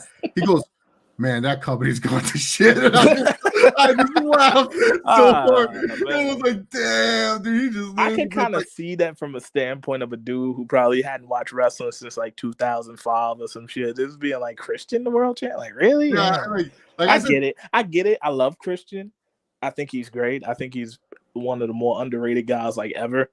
But yeah, I could see that. Like if you hadn't watched wrestling in like a long time, like you're just thinking like, oh yeah, I know Edge. Like I think I turned the channel at that point and saw him with the belt or something. That's cool. Edge is cool. Like Cena, sure. CM Punk, it sounds like a cool wrestling name. I don't have to Google him or something like that. But Christian, you're like, oh, what the heck, Christian? Yeah, word. Like, yeah, it's funny. Like talking to my favorite thing is to talk about wrestling to people who don't watch. It's the funniest shit of all time. What's it called? Oh yeah, no, some of my friends laugh at AEW. They're like, why you watch this shit? And I'm like, All right. I'm glad they decided to do Boruto seeing Naruto as Hokage. I don't even watch Boruto, man. Boruto's like just another. I'll watch it when it's over. I think I'm gonna just wait. Yeah, good luck waiting on that, man. It ain't anytime. Yeah, I mean, I'm not. I don't feel like I'm missing anything. There's a couple good fights, but you YouTube those. Nah, by the pain, or they were doing too much hurt of Obito or Madara. How the hell do you do something with Sasuke and Naruto relationship thing? Man, Dejan, you gotta double check your voice thing. Gotta double check that because I didn't understand that one sentence. The war arc was okay for me. It had great moments in it. Look, if you read the manga, the war arc sucked. If you watch the anime, it's totally different because they placed moments differently. But when you were reading the freaking manga, that shit took forever. And then Kishimoto was so lazy. You know how Naruto, they love to do their freaking flashbacks before the episode because they think we're stupid and we forgot what happened and stuff. That's what they were doing in the actual manga. They're like, they would be like, oh yeah, Sasuke came back, and we had to like get a reminder of what Sasuke was doing with the Hokage. I was like, ugh. You know what my biggest issue is with the war arc? What is it? It's not enough risk. Not enough people died. Literally one fucking person died, Neji. And if you want to count Shikamaru pops, like it wasn't like he was. And Inu's dad. It wasn't like he was in the mix, anyways. You know what I mean? So it wasn't really any emotional investment in that. But that's my problem with the arc is I think that I know that they were way too scared to kill people off. But somebody had to go. They picked Neji. I get that. I don't see Neji being a great guy and just this loving father and shit in the future. So yeah, get rid of him. But they could have killed the couple. Didn't you watch 1010's Dream? She dreamed Neji being a good guy. Yeah, nah, I'm good on that. I'm good. They could have killed her too. Shit, what is she doing? Like my guy. Like I love my guy. Him and Madara. They could have killed him too. Yeah, him and Madara's fight is like my favorite fight. He was if he would have died after the Sweet Chin music, that would have been the hardest shit of all time. Mm-hmm. That would have been. I mean, honestly, it would have made that moment that much better. But instead, Naruto, turns out that he's the chosen one, and he's like related to the sage, and he can heal people now. Like what the fuck? And yeah, right, yeah. Would I want a Jump Force game in the style of Fighter Z or Storm games? Not Fighter Z. That's too competitive. Like I ain't trying to remember all these stupid ass combos. But Storm, sure. You just have to find a way to make it where every fighter is balanced and has good moves. Shout out to my boy Jakil. We were actually just talking about this game earlier. So I think the first one was called J Stars, if I'm not mistaken. That game was fucking terrible.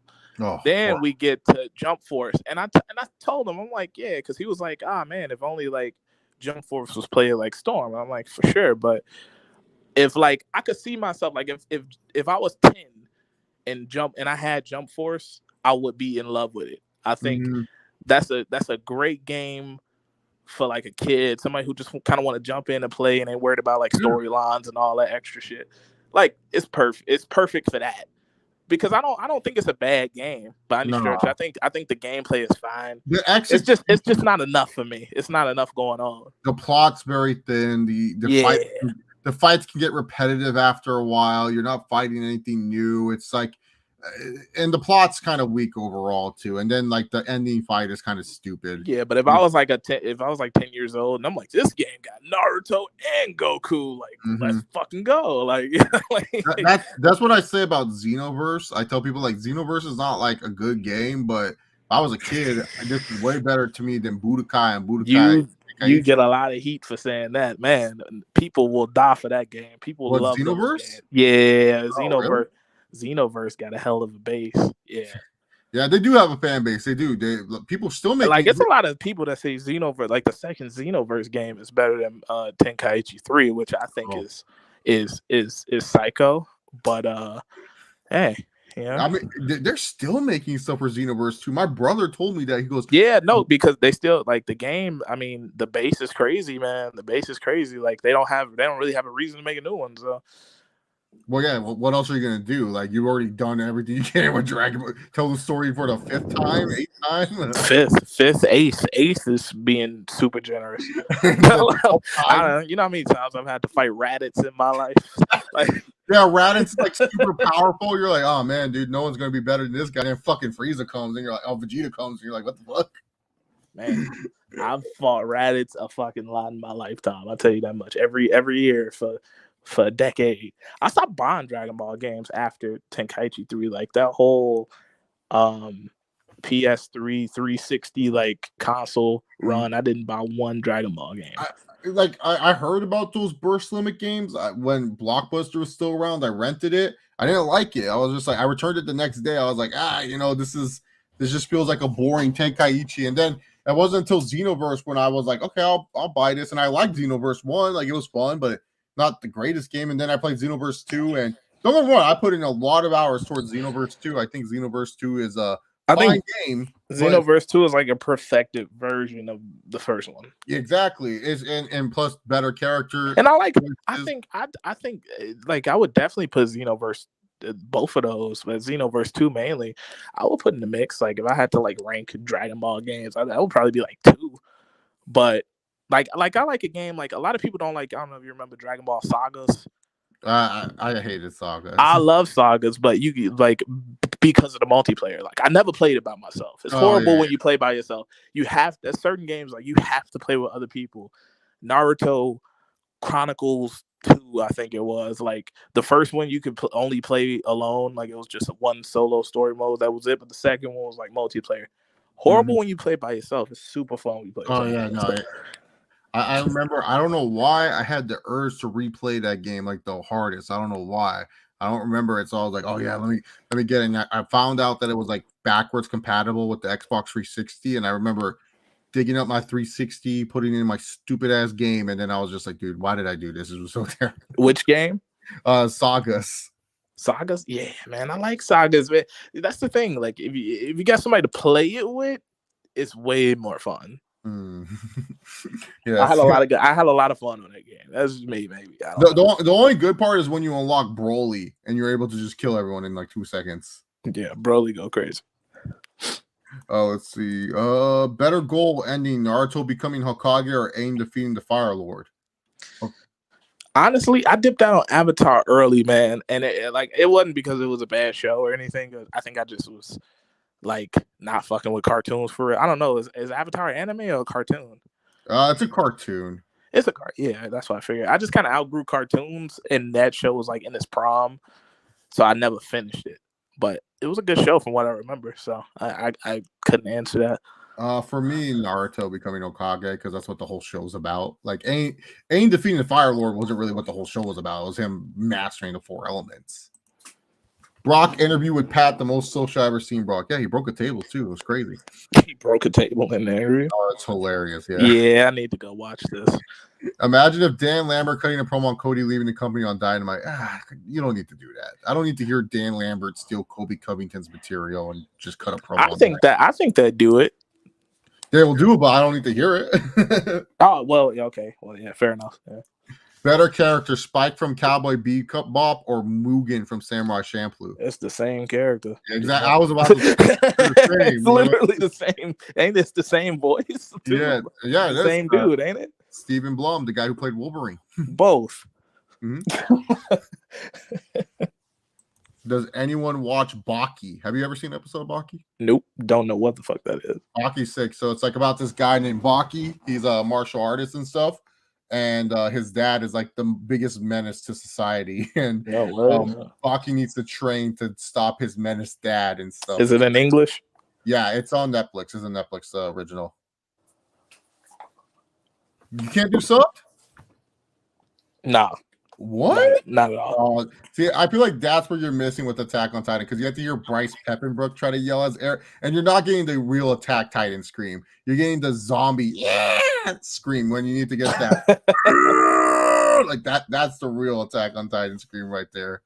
Like, yeah, I'm definitely watching it. I'm telling you, I don't watch anything in like subbed. Nothing. Oh, really? Yeah, nothing. All English. I think subbed is where it's at on some shows. Some show like Demon I've Slayer. heard that, and I never bought it, but I've never tried. To be fair, Like I think if you rewatch Naruto subbed, you'll be like, okay, some of the jokes make a look, especially Killer B, because Killer B sounds so much better subbed because like Koraru, Soraru, hey, and then instead of like his bad rapping in English, where it's like, okay, this is really not that bad. You got to get that. You got to get that Japanese in there and stuff because it takes better. And then plus you get the like baka, and then like just the way they say stuff is just so much better. And the voice acting's better too, because like Zenitsu, he's so unbearable in the dub. I cannot watch Demon Slayer with Zenitsu in the dub. He's so fucking bad.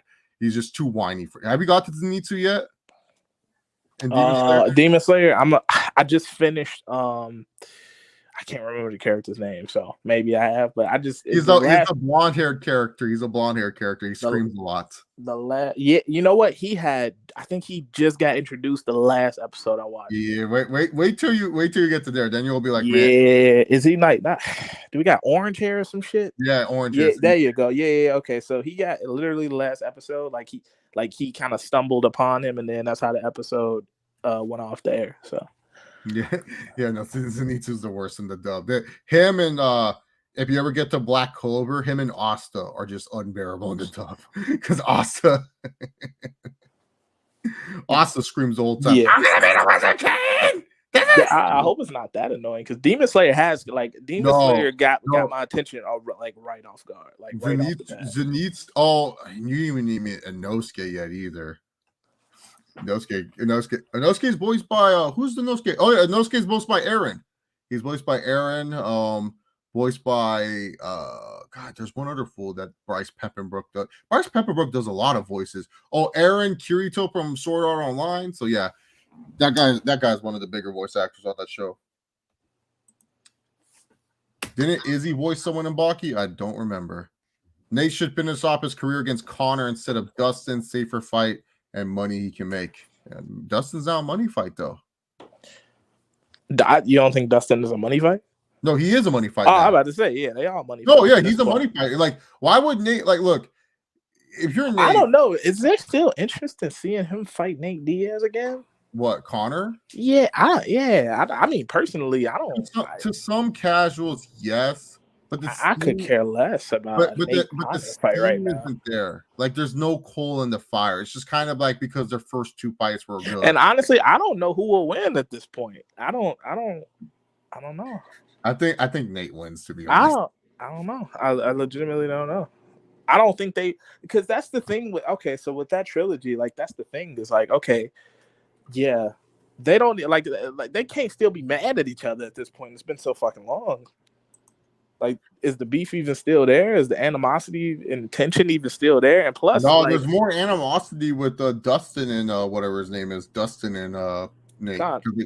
Nate. Okay, and then on top of that, it's kind of like either one, whoever beats the other one, we know they're not gonna be able to beat anybody who actually matters in the division.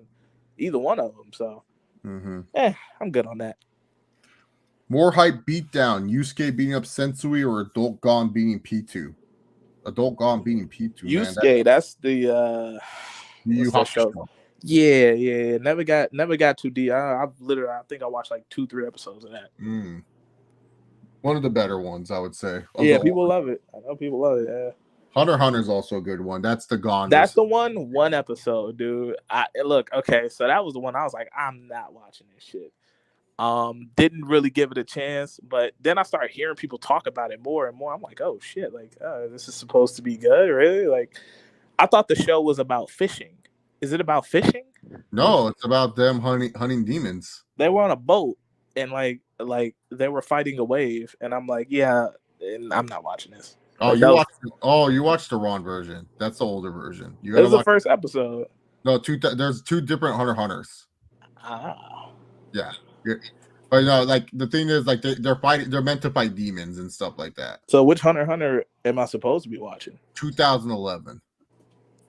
All right, I'll go back to it. That's one of the better ones and stuff. There's a lot of cool characters. Shout out One Punch Man. That's random, but I was into that for a second, for like 2 seconds too. Yeah, One Punch Man's good. I think I got through like the first season of that, and never came back. Terrible. The second season was so bad. Oh, the pain arc was too late for them. Obito and Madara have been exposed, basically. Yeah. Well, they needed to do something with those guys, man. Yeah, I think if they end Shippuden on the pain arc and then it's a crazy time jump, I wouldn't have been mad at that. Amir, what are your thoughts on the best boxer in the modern era? CPZ's boy, the problem child, Jake Paul. I'm starting to think, unless he do something really interesting, I'm starting to think that the interest is going away, man. That Tyron Woodley fight, the second one, it didn't sell. Like, you know what I mean? It didn't sell. The interest was not there. Honestly, me personally, I think they were going to do the same numbers if he would have fought Tommy Fury. I don't think it was any more interest in that either. I mean, he's a good, he's a solid, guy for somebody who's an amateur boxer, with very basic abilities. I think if he go against anybody real, he'd probably get hurt. I mean, shit, the first Tyron Woodley fight, it showed that, like, okay, because Tyron Woodley isn't a boxer, and it showed, like, okay, like, if he went against somebody, like, for real, he would get hurt. Like, I feel like Anderson Silva is the one guy he has to fight, because Silva actually can box, because he boxed up freaking Chavez Jr. Right. Yeah, and even then, it's like Anderson Silva still 40 something. You know what I mean? So I don't know. Like, I'm not interested in Jake Paul would really have to fight somebody interesting for me to care. But I'm done with like the circus fights. I'm done with the Jake Paul fights, the Logan Paul fights, the Triller fights. I'm not buying no more of that shit. I have been robbed enough. I'm done. Triller's been robbed too. Chase, do you still hate Chris Collinsworth? Not as much anymore. I can do a good Collinsworth impression if I wanted to, but don't hate him as much anymore. Unpopular opinion: Naruto Ultimate Ninja Storm games are cool, but those classic ninja games are fire. On the GameCube, those ones were pretty good. I don't think that's an unpopular opinion, man. I think it's just time. Like, of course, the Storm games do a whole lot more, but you got to think of the time. Like, if you I had Clash of Ninja when it came out, and we played that shit for hours and hours. We spent a lot of hours on those games. The mini games, where it's like pretty much like a slobber knocker match. Like, see how many people you can just kind of ice out in like within like 5 minutes and all that. Like, we would all pass the controller around and kind of try to beat each other's high score. So no, Clash of Ninja was great. I don't think it shouldn't be an unpopular opinion. No, yeah, it depends on what games you like, to be honest. But I see if you just played Clash of Ninja for the first time like 3 years ago, then you probably this shit's horrible. Well, if you grew up on that shit on the GameCube, you were like, exactly. Man, time is the greatest fighter of all time.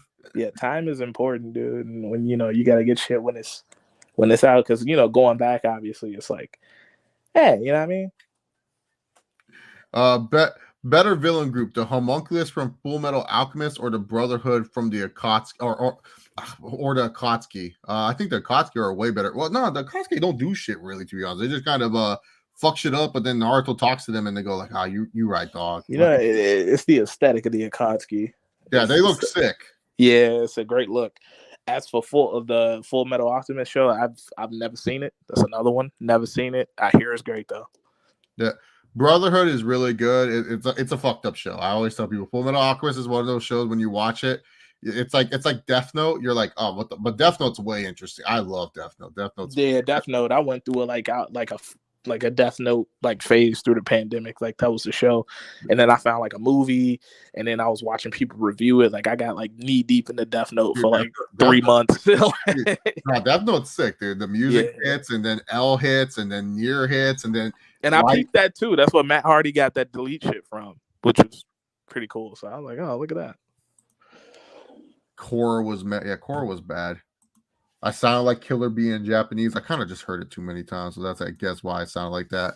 Chase, have you heard Jake Paul's Dana White diss track? I did hear it. I can't react to it on stream, otherwise the channel will get taken down. But yeah, I did hear it. It was actually pretty funny. Was it? Yeah, I would have to. I didn't hear it. It's pretty funny. Check it out. Yeah. What about Vash Forum Trigun? That anime. I like Trigun, but I'm not like the biggest Trigun guy. But I don't think it's a bad anime. Yeah, never heard of it. I didn't know you was this knee deep in the anime either, though. So when I grew up, it was like I was watching Dragon Ball, and then like, Adult Swim came into my life. And keep in mind, you guys forget, I'm on the West Coast. So, like, Adult Swim for you, Amir, it happens at 11, right? It happens at 8 o'clock. Yeah, it's probably about 10. Yeah, 10. Yeah, it happens at 8 o'clock. Because it used to come on at after Naruto. Yeah, so 8 o'clock my time. So I was watching like the Adult Swim, so like Inuyasha, Trigun, Gundam. Inuyasha, that was another show. Motherfuckers loved that show, and I could not. I just couldn't. I don't know why. I just could not get into it. Like we talked about with Clash of Ninja, timing is everything. And Inuyasha, I tell my friends, you can get into it, but timing is everything with Inuyasha. Like Inuyasha and Fairy Tail are two animes where it's like, hey, look, if you didn't get into it when they were hot, like, you ain't ever. No, I would say Fairy Tail is like a good trash anime. Like you can watch Fairy Tail at any time, and you'll be like, man, dude, yeah, it's a bad anime, but fuck, dude, the fights are banging. That's why I watch Fairy Tail. It's like my indie wrestling. It's just like, I just want to watch a good match every once in a while. Right. Anyone Japanese dub supremacist, if not good, dub versus sub wars are so 10 to 12 years ago. I think subbed, you get a little bit more of like stronger voice act, because sometimes with the dub, not every voice actor is good. Like Goku's good. Chris Sabat, he plays Vegeta. He plays a bunch of characters and stuff. He's good.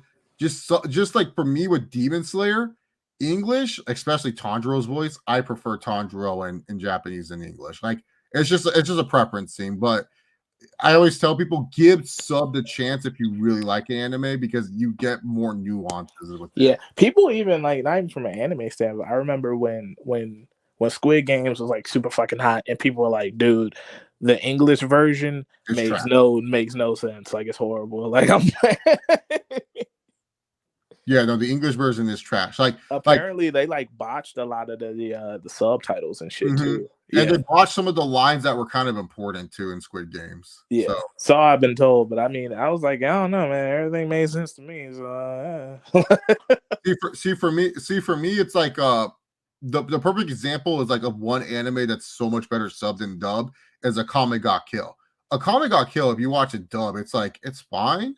But the sub is you get like the horror of Akame ga Kill, the impact of some of the characters' reactions so much better than the dubbed, where they just sound like they're reading off a script and they're like, I'm getting paid for this show, so I gotta read it, you know. So how is Naruto subbed? Is it any better? Shippuden is way better subbed than it is dubbed, because you don't have Mel Flanagan, the main voice actress of Naruto, sound like she smoked 8-pack of cigarettes. Going, damn it, come on, Sasuke, you gotta listen. You know, like it's Naruto's very good. So Pain has a deep ass voice sub too, so he's good. Sasuke has a good voice, like subbed as well. But Yuri Lowenthal is really good at Sasuke as well. But no, Naruto Shippuden is better subbed. But early Naruto, because it's still early ass anime, is not that good. But because like sub Naruto, you get the catchphrase, you know, because remember when Naruto would say "believe it" and stuff like that in the beginning of the English one,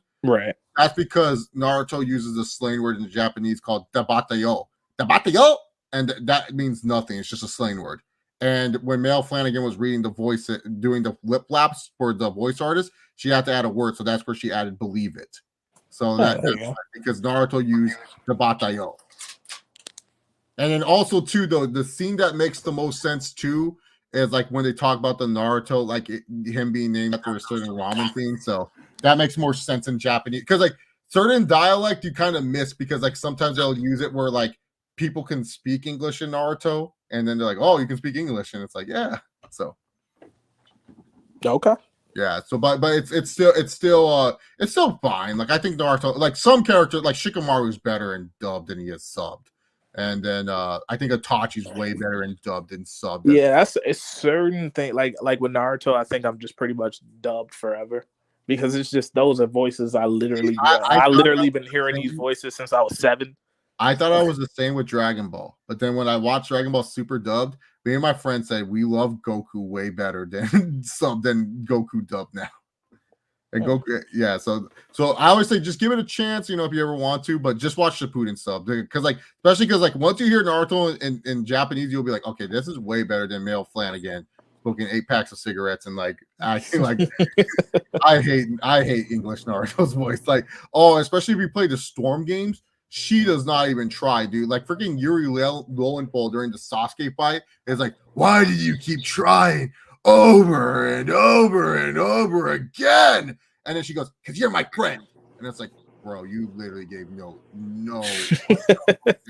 in that whatsoever. Like Yuri Lowenthal is over here crying his eyes out at Sasuke, and you're like, Sasuke. Like, oh.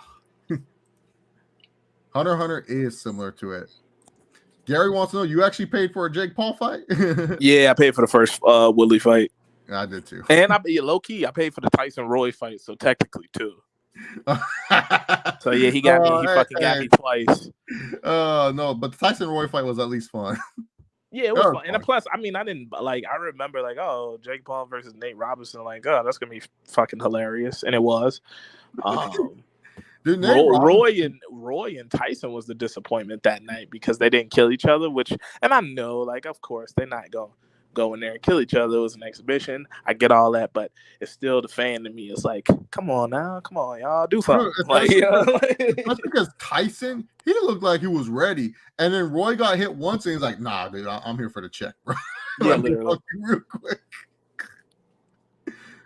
Oh man, Clash of Ninja 2 was my childhood. I only played the first one where Zabuza was the goated spider of all time. Like Zabuza would just I think the second Clash of Ninja actually end maybe after Gara. Like that game does not go deep at all. The early ass Naruto games, Gara was so broken because they gave him like that long range fighting style. So it was like if you didn't pick, like me and my friend had a rule, you can't pick Gara in these early ass Naruto games because he was just too good. And Rock Lee was too good Rock Lee's still good, man. You playing? Oh yeah, back then, oh my god, when before, yeah, no, Rock Lee was different in the early games. Like play like Ultimate Ninja, like 2 or 1, even like he's disgusting on those. Yeah, he just wrecks people. Well, like disgusting as in good or just? Oh yeah, no, he's OP. Like it's really ridiculous. Yeah, dude. Like Ultimate Ninja games and the Clash in the early Clash. I forgot which Ultimate Ninja is, but you can unlock like Curse Mark Sasuke, who's supposed to be like super busted, but like his worst perk is that his health goes down until it's red. Yeah, that was 3. That was Ultimate Ninja 3. That one is actually. See, that's a game. I'm pretty sure if I played it like now, I'm probably like, all right, I'm turning this shit off. At the time, though, different. It was like, oh man, Naruto can get the red the Fox aura thing over him on this one, and Sasuke could do the curse mark, and like that was like a feature is you could do the Chidori and Rasengan like at the same time, and this was like right after that first big fight. I think that's the only game that I remember Ultimate 3, like where that bone guy is actually like he's actually Kimimaro. Yeah, he was nice in that one. Yeah. Like he was like a good fighter in that because I remember like my friend, he would rack me with that fool all the time, and I'm like, this guy stunk in the anime. Like he was like getting bought. Yeah, Rock Lee was Rock Lee. That was the one you could like. I think that was the first one where you could drink. Because of that fight, like so, yeah. Because the games all are based off what's going on in the show at the time, and I remember actually because this is when I was like really discovering YouTube. Like I remember I was the first dude on YouTube, like out of the people I knew, and I stumbled across it, and I would look up Naruto videos, and I saw the Naruto Sasuke fight early, because it was in Japanese or whatever, and I remember being like. Fam, I was going to my friend's house like, yo, y'all gotta see this. I don't know what this is. I don't even know if this is real, but it looked crazy. And I think we saw the Naruto Sasuke fight. We probably saw it like a year early. Because I accidentally like stumbled across it. And I was like, I don't know what's going on. I don't know why they going this hard. I think Naruto got took a fucking pile driver from 300 feet. Like, I'm like, he did. And he woke up because I always remembered. So I was into Naruto, but in 8th grade, like one of the traditions, I don't know why this was the tradition, but one of the traditions of middle school is that you would go on this Washington D.C. trip. And stuff, and it was like supposed to be like this cool event. You get to go see the memorial moments. That's fine. So I missed the day where you got to choose your room with your homies and stuff like that. So I got stuck in the room with this weird ass kid. He was a cool kid at the end of the day, but he was weird. Everyone was like, Chase, we tried, but hey, at least you get your own bed. You don't have to share a bed with anyone and stuff like that. This motherfucker literally had Naruto like DVDs, like burnt DVDs. Like, you know how you burn discs? There were of burnt course. DVDs of Japanese Naruto. I straight up watched all of Naruto, and I was like, "Oh man, I ain't on this part." And it was in Japanese, no subs or anything. He understood Japanese, so I would ask him, "What did he say?" And then he'd be like, "You said this," and he would tell me to shut up a lot of the times. But I remember, like, I was like, "Hey man, like."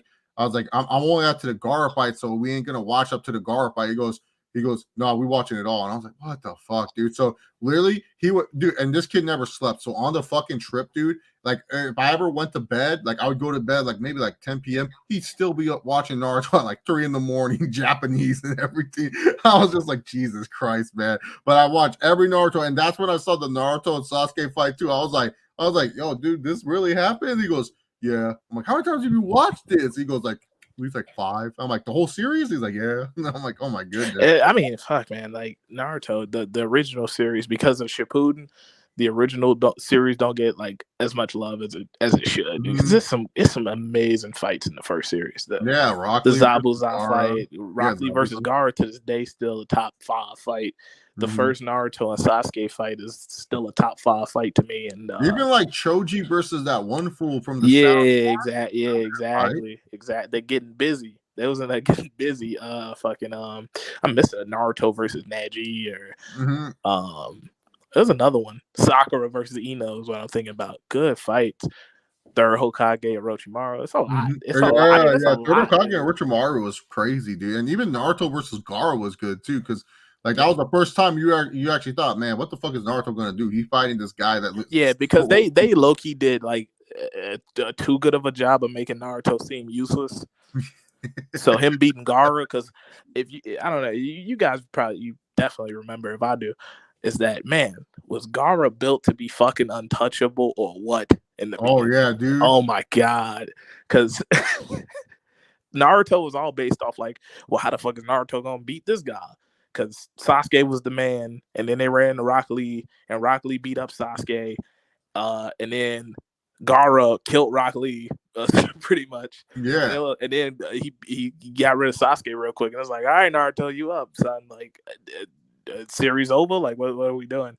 So yeah, because like that's the thing, that's why Naruto was so good, because like he was such an underdog, because you're just like, man, they got to think of something creative for this. I was just like, fam, I don't know what he gonna do.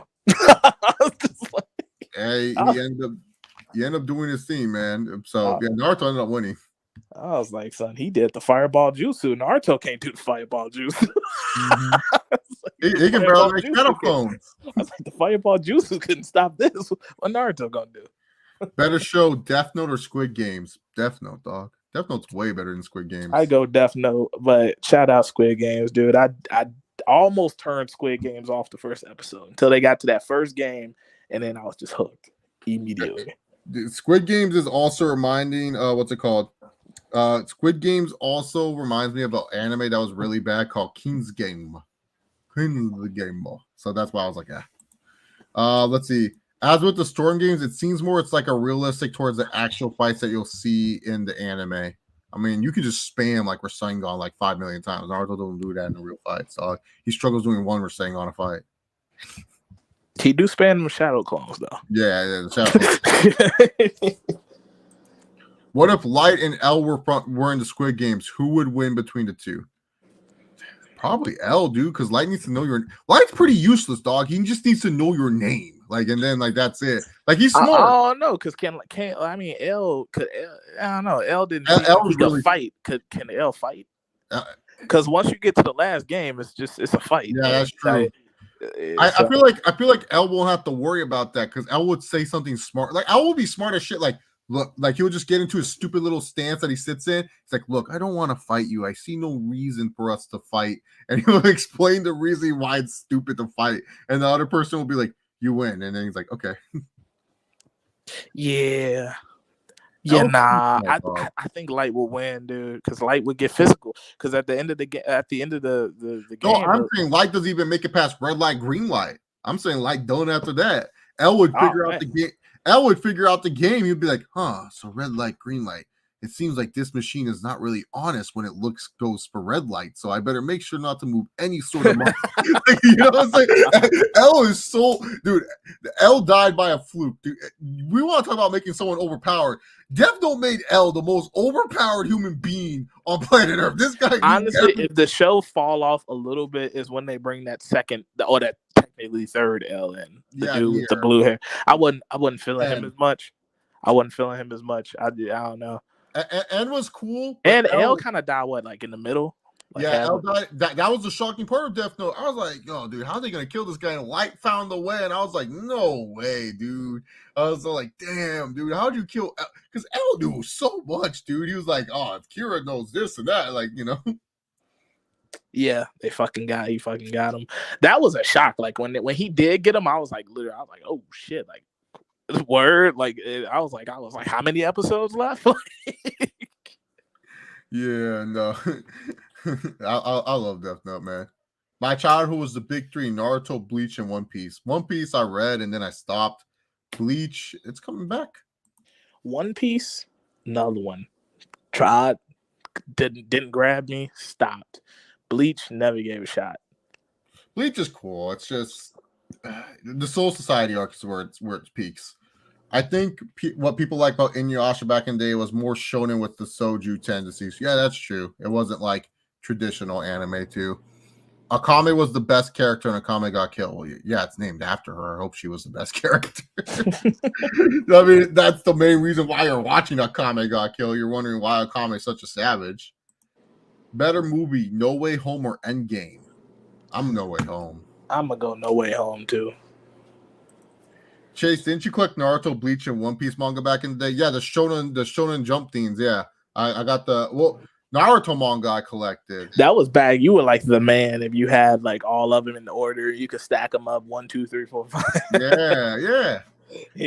Naruto I did, but not I was never that guy, but I knew guys like that. It was like, oh man, like it was sick when you would have them on your shelves, and then they just like because they would form an art sometimes. So it was like exactly. Yeah, it was really cool. Yeah, I like manga. I think manga is great and stuff. I was like that with wrestling video games. Like I had all the wrestling video games, and I still do actually in my closet, and they all stacked in like a yearly order. Oh, that's it. You know which one I always wanted was that 2003 WWE DVD collection where it spells out like 2003. Did you ever see that? Yeah. I've seen that on like the internet and shit. Yeah. Like I always want to I see it's like pretty cheap. It's like only like $128 or something like that for like the whole collection. So I'm like, with this Peacock shit, it might not be bad to rebuild that DVD collection I sold. I don't know because like, and plus another thing, like I think with DVDs is kind of the thing I miss a little bit. I don't know, like maybe it's a little dude, but menu screens are like a cool thing. Like everything, like the menu screens were unique and cool, and some shit had like bonuses and like interviews and. I ain't gonna lie. Before I got like a Walkman or anything like that, or a DVD, like sometimes there was a pay-per-view theme that I messed with heavy. I would just put in my DVD so I could have the pay-per-view theme just blaring in the background and stuff while I was like doing homework or something. So it was just like it was like pretty nice back in the day. I had a lot of those fucking like. I was a VHS guy. Like I still had a VHS. I don't know why. I just was real into the VHS. I had DVDs too. Like I had like. They were always scattered though. Like I never had wrestling like home videos like in order. Yeah, like I only got pay-per-views I really liked. Yeah, like I always had like random shit. Like I'd be seeing this like, yo, man, can you like get this? Like, yeah. Like I had Vengeance 01. I think that was probably my favorite. I had Unforgiven like 02, and I had King of the Ring 99. Which apparently is like a horrible show to people now. Like I don't know. I was a kid. I liked it. They changed their minds about a lot of wrestling shows. I had WrestleMania 15, which I guess people hate now. I was like, I don't know. I liked it. Like they hate 15. I thought 15's an okay, man. I guess people hate it. Like I don't know. You watch like these reviewers and shit now, and like they hate everything. It's really weird. Yeah, I don't hate 15. Like if you're saying like what, like from like 15 to 19, 16 is easily the worst. 2000, like that's it's not even close. Yeah, the ladder match is good, but then everything else on the card and the hardcore battle royal, that's like my favorite match. The Naruto and Sasuke AMV is in the end. They always used to have that. Man, me and my boy Jalen used to watch those all the time. It was like Breaking the Habit, Naruto versus Sasuke, mad dramatic.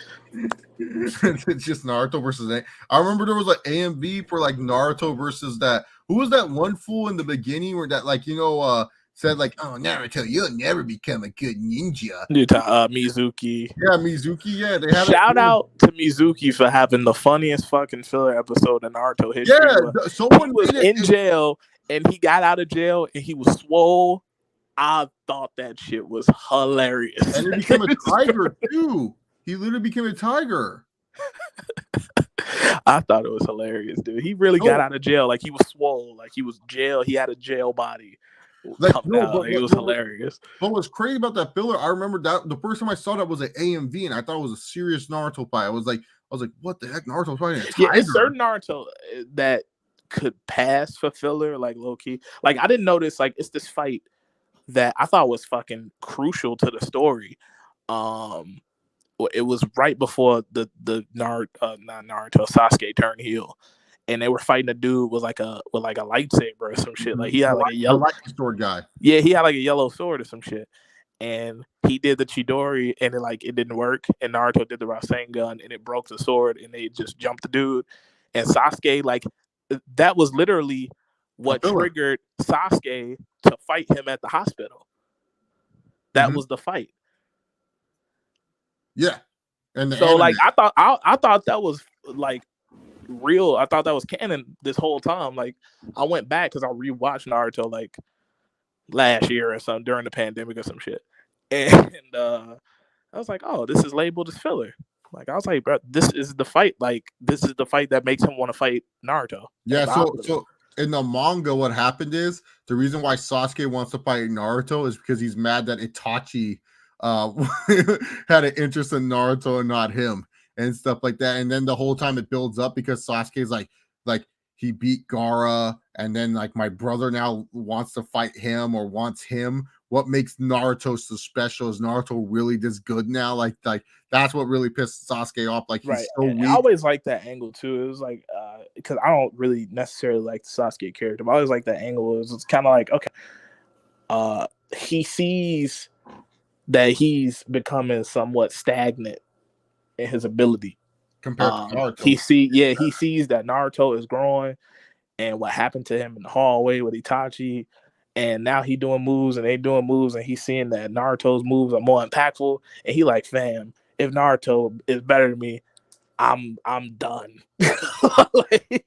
Couldn't handle that, man. He couldn't. Like I actually like the angle. I think Naruto is one of the best stories ever told, but that character, like that Sasuke character, is just he's so fucking annoying to me. Did Naruto rejuvenate anime/manga for a worldwide base after DBZ ended? I mean, did it? I don't know. I've never lived in a world where Dragon Ball wasn't important.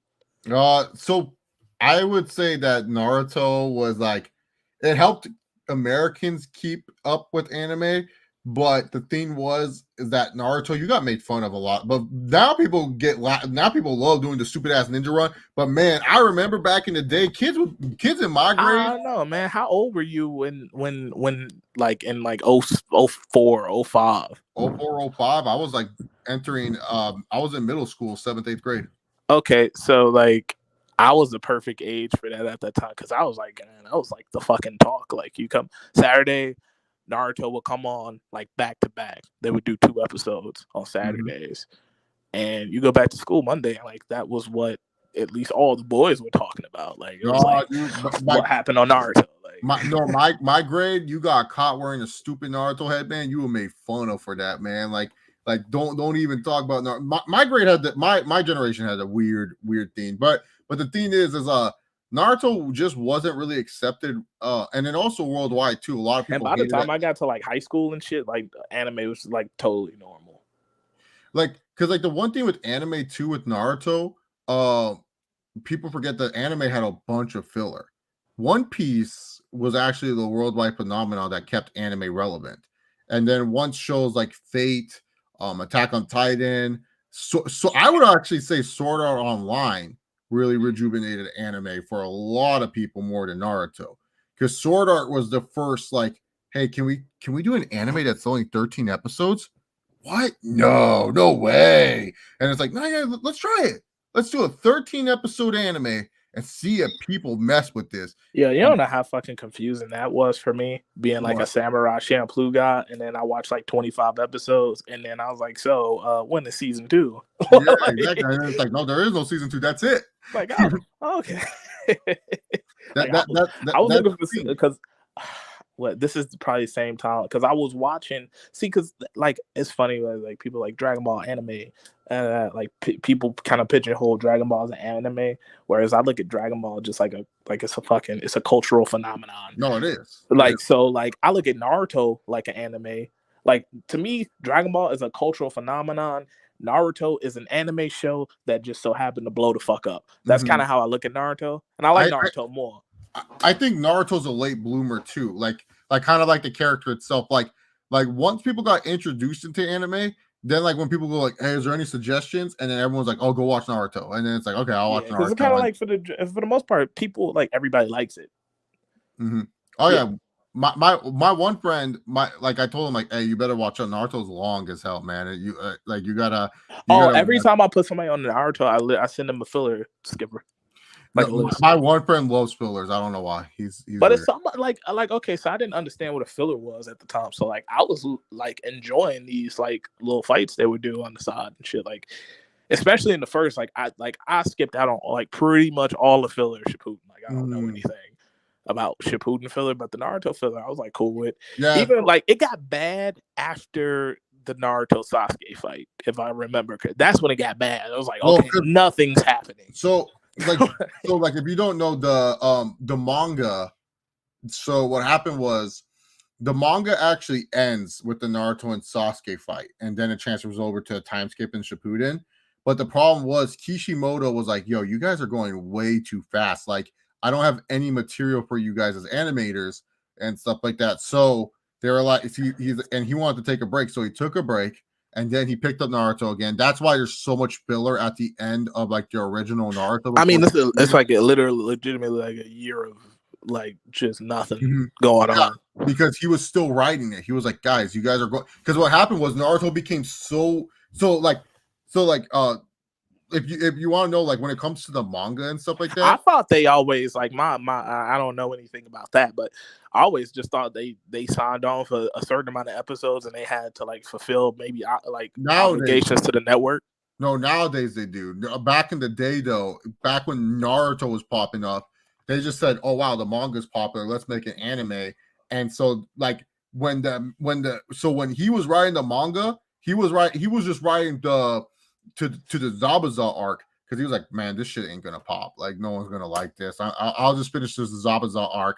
And then everyone was all like, "Wow, Naruto's good." And so then afterwards, he started writing the Chunin arc. And then by the time he got to the Chunin arc, the anime was creeping up with the Zabuza arc. So then he got a couple filler episodes for the, when they're like trying to learn to do some stupid shit. See, like that's not brutal to me. Like, I don't know if the Bell thing is filler or not. But no, the Bell thing's not filler. Okay, I was about to say that's great shit though. No, because the thing is, back in the day, he was writing the manga still, but the anime was catching up to the manga. And he's like, guys, if you guys keep going at this pace, I ain't gonna have any material for you. Yeah, I'm about to say, because that makes sense, because like,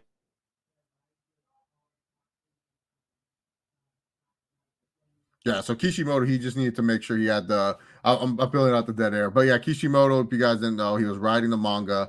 That's why there's like so much breaks, because he always wanted to take a break too. And so yeah, I just wanted to let you guys know about the filler portion of the anime, because like the thing with the anime is like when you get to that filler, that means they need time to breathe, so that way they can get the source material out there.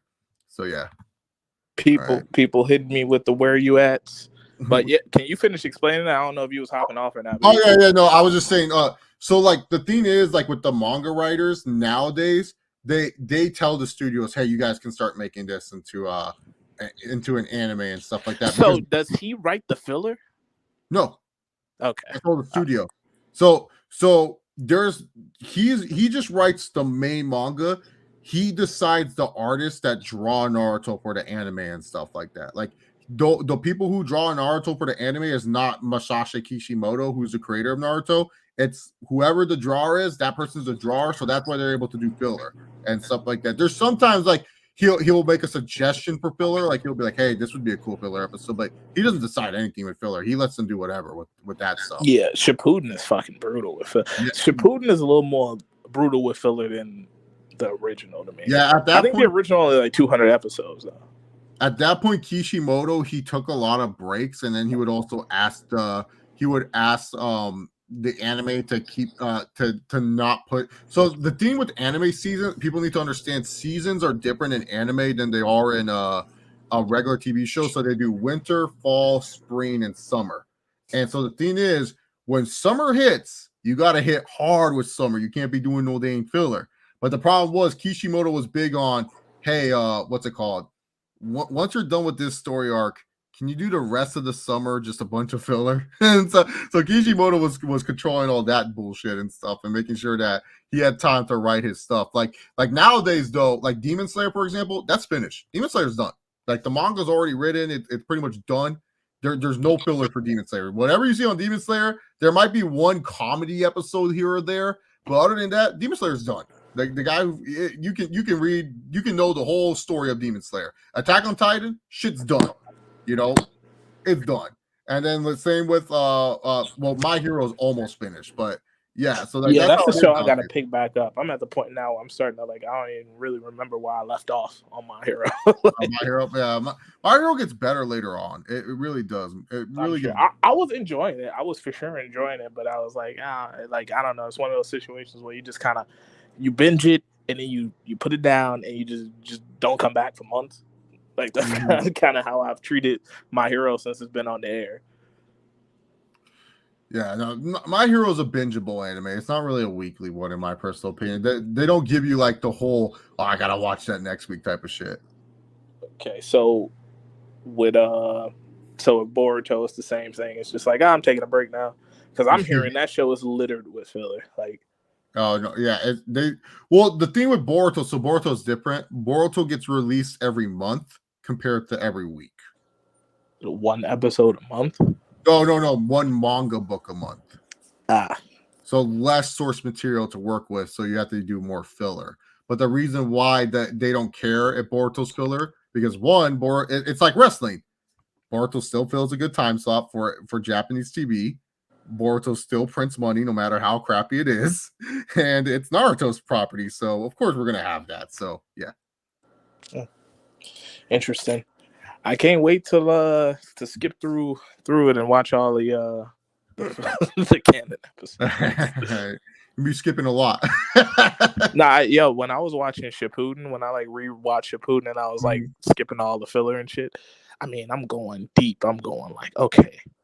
Let's see how long this gap is. 1, 2, 3, 4. I was like, wow, that is 15 episodes. I was like, bro, that's, I mean, we talking 3 months of filler. Like, imagine how brutal that is watching it on television. Like, that's how I was. I was watching Shippuden live. This is like 3 months of nothing going on. I mean, keep in mind, can you imagine me as a young kid trying to watch Naruto Shippuden on YouTube when it was like 4 parts apart because that's the only way you could do it? The first motherfucking thing I see is Sasuke as a bad guy, and I'm like, oh shit, Naruto and Sasuke, they finally meet each other. Bro, you're not gonna see that shit for like 2 years. Yeah, and it was like, oh my god, when are we gonna get that Naruto? Like, I had to waste my time watching Sasuke versus the puppet dude, Sasori. I had to waste my time with the Naruto and Sai. I had to waste my time with Naruto and that fake fox guy. I was like, what the fuck is this shit? Like, and it was almost like I could see, like, I thought it was cool because I got to skip everything, but I could be like, I could see myself being really upset about, like, okay, it's been like a year and a half at this point, maybe 2 years. They finally pull up to Sasuke like they did in the very first episode, and he just cleans everybody the fuck up in, it was like in 30 seconds. That's and how then they. just walked off, and that was Mhm. it. Like, oh, okay. And then you got the boring Sasuke stuff, like where he was just like I like Sasuke, he's one of my favorite characters, but it was just like so boring just seeing him like walk around picking like the wannabe shark guy and the giant guy that got angry for no reason. Like Jugo, yeah. Jugo, and I forgot the fish guy's name, shark guy, whatever. Suigetsu. Yeah, there we go. Yeah, I think maybe. Suigetsu. There we go. Soigetsu, something like that. All right, guys, we're gonna end it off on this question right here. Favorite anime characters for both of you guys? I guess Naruto. Naruto's one of your favorites. I'm an Itachi guy too, though. Itachi's one of my favorites. And I think I don't know. I think if I was an anime character, I would be Shikamaru probably. Shikamaru. I think I'd probably be Shikamaru. I asked my friend this. He said I'd be Gamakitsuki the frog from Naruto. Dude, why it's just a frog. It's not a bad character. It's just that it's a frog. I was like, why the frog? He's like, dude, Chase, you're so powerful. We just gotta summon you every once in a while. You know, we can't have you clearing house like that. I'm like, you know what? That's cool. I would be that. That'd be a cool character. Like, oh man, it's very important character. Guy, he didn't want a lot of fights, man. I'd say. Yeah, exactly. You know, but but yeah, I laughed at that one. But like just overall in anime, I don't know. I like the characters that are just like sometimes I like goofy characters, but sometimes I like those serious ass characters too. Like Bakugo from My Hero is one of my favorites because like he's like Sasuke but turned up to 11, but he has a good heart. Dude with the burn mark on his face. Bakugo? No, that's that's the one with the metal gun on his arm or whatever. That's Todoroki with the bird mark. Okay. Yeah, Bakugo has like the grenade arms and stuff like that. Yeah, okay, there we go. Yeah, he's one of my favorite characters because like as you watch deeper in the show, you understand why he is how he is, and it's like you can kind of and you can relate to him as like someone who was gifted. Because Todoroki was giving me Sasuke vibes too, though. Oh yeah, no, they're both kind of Sasuke. Like Todoroki is more of like the sad version of Sasuke, while Bakugo is more of the happy version of Sasuke and stuff like that. Like they did a good job giving Deku two Sasuke type rivals for him to fight. So but they don't really fight like just to compete against. But yeah, Todoroki is one of my favorite characters. In anime, who else do I fuck? I fuck with Eren a lot. I think Eren's a good character in Attack on Titan. Like I love his like just determination and shit like that. The Attack on Titan as a whole, that fool won't go down for anything. He just wants to fight. So I like Mugen a lot. I like L and his L's a badass, yeah. And the dude with the monster when you pick up the book, what's his name? Ryuk. Okay, yeah, because I always look at them as like a duo. Yeah. I mean, yeah. I'm more emotionally invested in Naruto characters. I like Dragon Ball characters, and it's kind of hard to care about them too much because they all come back. Yeah, Goku and Vegeta are like Vegeta and Piccolo are the two characters I fucks with the most because like Vegeta, I love all those guys: Goku, Vegeta, Piccolo, Broly, and all that shit. I'm not a Gohan guy. We'll save that for later though. Nah, they ruined him. I'll talk about that another time. Yeah, you have strong feelings towards Gohan. I don't. It's not as bad as my Sasuke hatred, but I don't like Gohan. My favorite villains are like Frieza. Like I love Frieza, dude. Frieza's just like so sad. Dragon Ball. Yeah. Frieza. You know what? I'm initial Vegeta is great, man. Oh yeah. Initial Vegeta is great. Frieza at first was great before they brought him back 100 more times. Cell is probably I would probably go Cell for my favorite Dragon Ball villain. Kid Buu was a bad motherfucker too, just no personality, but the moves were crazy. Yeah, I like Dragon Ball. Yeah, no, Frieza I liked. He kind of like fucked shit up. Like he was like the first true sap. Like shout out King Piccolo too as a villain. Oh yeah, oh no, King Piccolo was a savage too. Like I remember that first episode when I saw on Dragon Ball. Goku goes check on Krillin, and then Krillin's like legit dead. That was like the first time they actually killed the motherfucker, and you're like, oh my god, what the heck? Yeah, it's like a big deal. Yeah, you're like, what? Like, and just shout out to Dragon Ball in general, like the first series, dude. The Dragon Balls, I know because we just seen so much. Yeah, because like the first Dragon Ball, you see so much like fighting from like Dragon Ball Z and shit. You forget how good the first Dragon Ball was when it comes to actual fights. Because like, dude, Goku versus Jackie Chan, aka Master Roshi, Goku versus Tien the first time is really like a banger of a fight. That's a banger right there, Goku versus Tien. I know a lot of people don't like Tien Shin, but dude, because like there's a point in time Tien Shin, he was trying to cheat. He goes up there, he does like the Trigon beam on the goddamn ring, and then Goku's like, what the heck, man? That's cheating. Goku has to fight. And they weren't flying. Goku was a Tien was like the first character that was legit flying. Like he knew how to fly and control his body in the air. Like Goku was Goku. Like he was just like he had the Nimbus, and he couldn't use Nimbus in the tournaments because that was illegal. So yeah. And then Goku versus Piccolo was a good fight too. I think that was the first fight that Goku won in the tournament. He technically should have won the Tien, but even Tien said it too. When Goku fought Tien Shinha, he goes, "Oh, Tien even said, I felt like you should have won that first fight, to be honest." And Goku didn't argue and stuff. But I think that's it. I think Amir is done for the night and stuff. But you guys can check out Amir. He has a podcast on Spotify. It's called the Big Mir Podcast. So go follow that. So you guys can catch more Amir. I might be a guest one day on that podcast. Thank you guys for joining me on this long night and stuff. We'll see you on Thursday or Friday. What we do and stuff for the next future episodes. But yeah, take care, guys. Enjoy the rest of your night. Have a good one. Peace.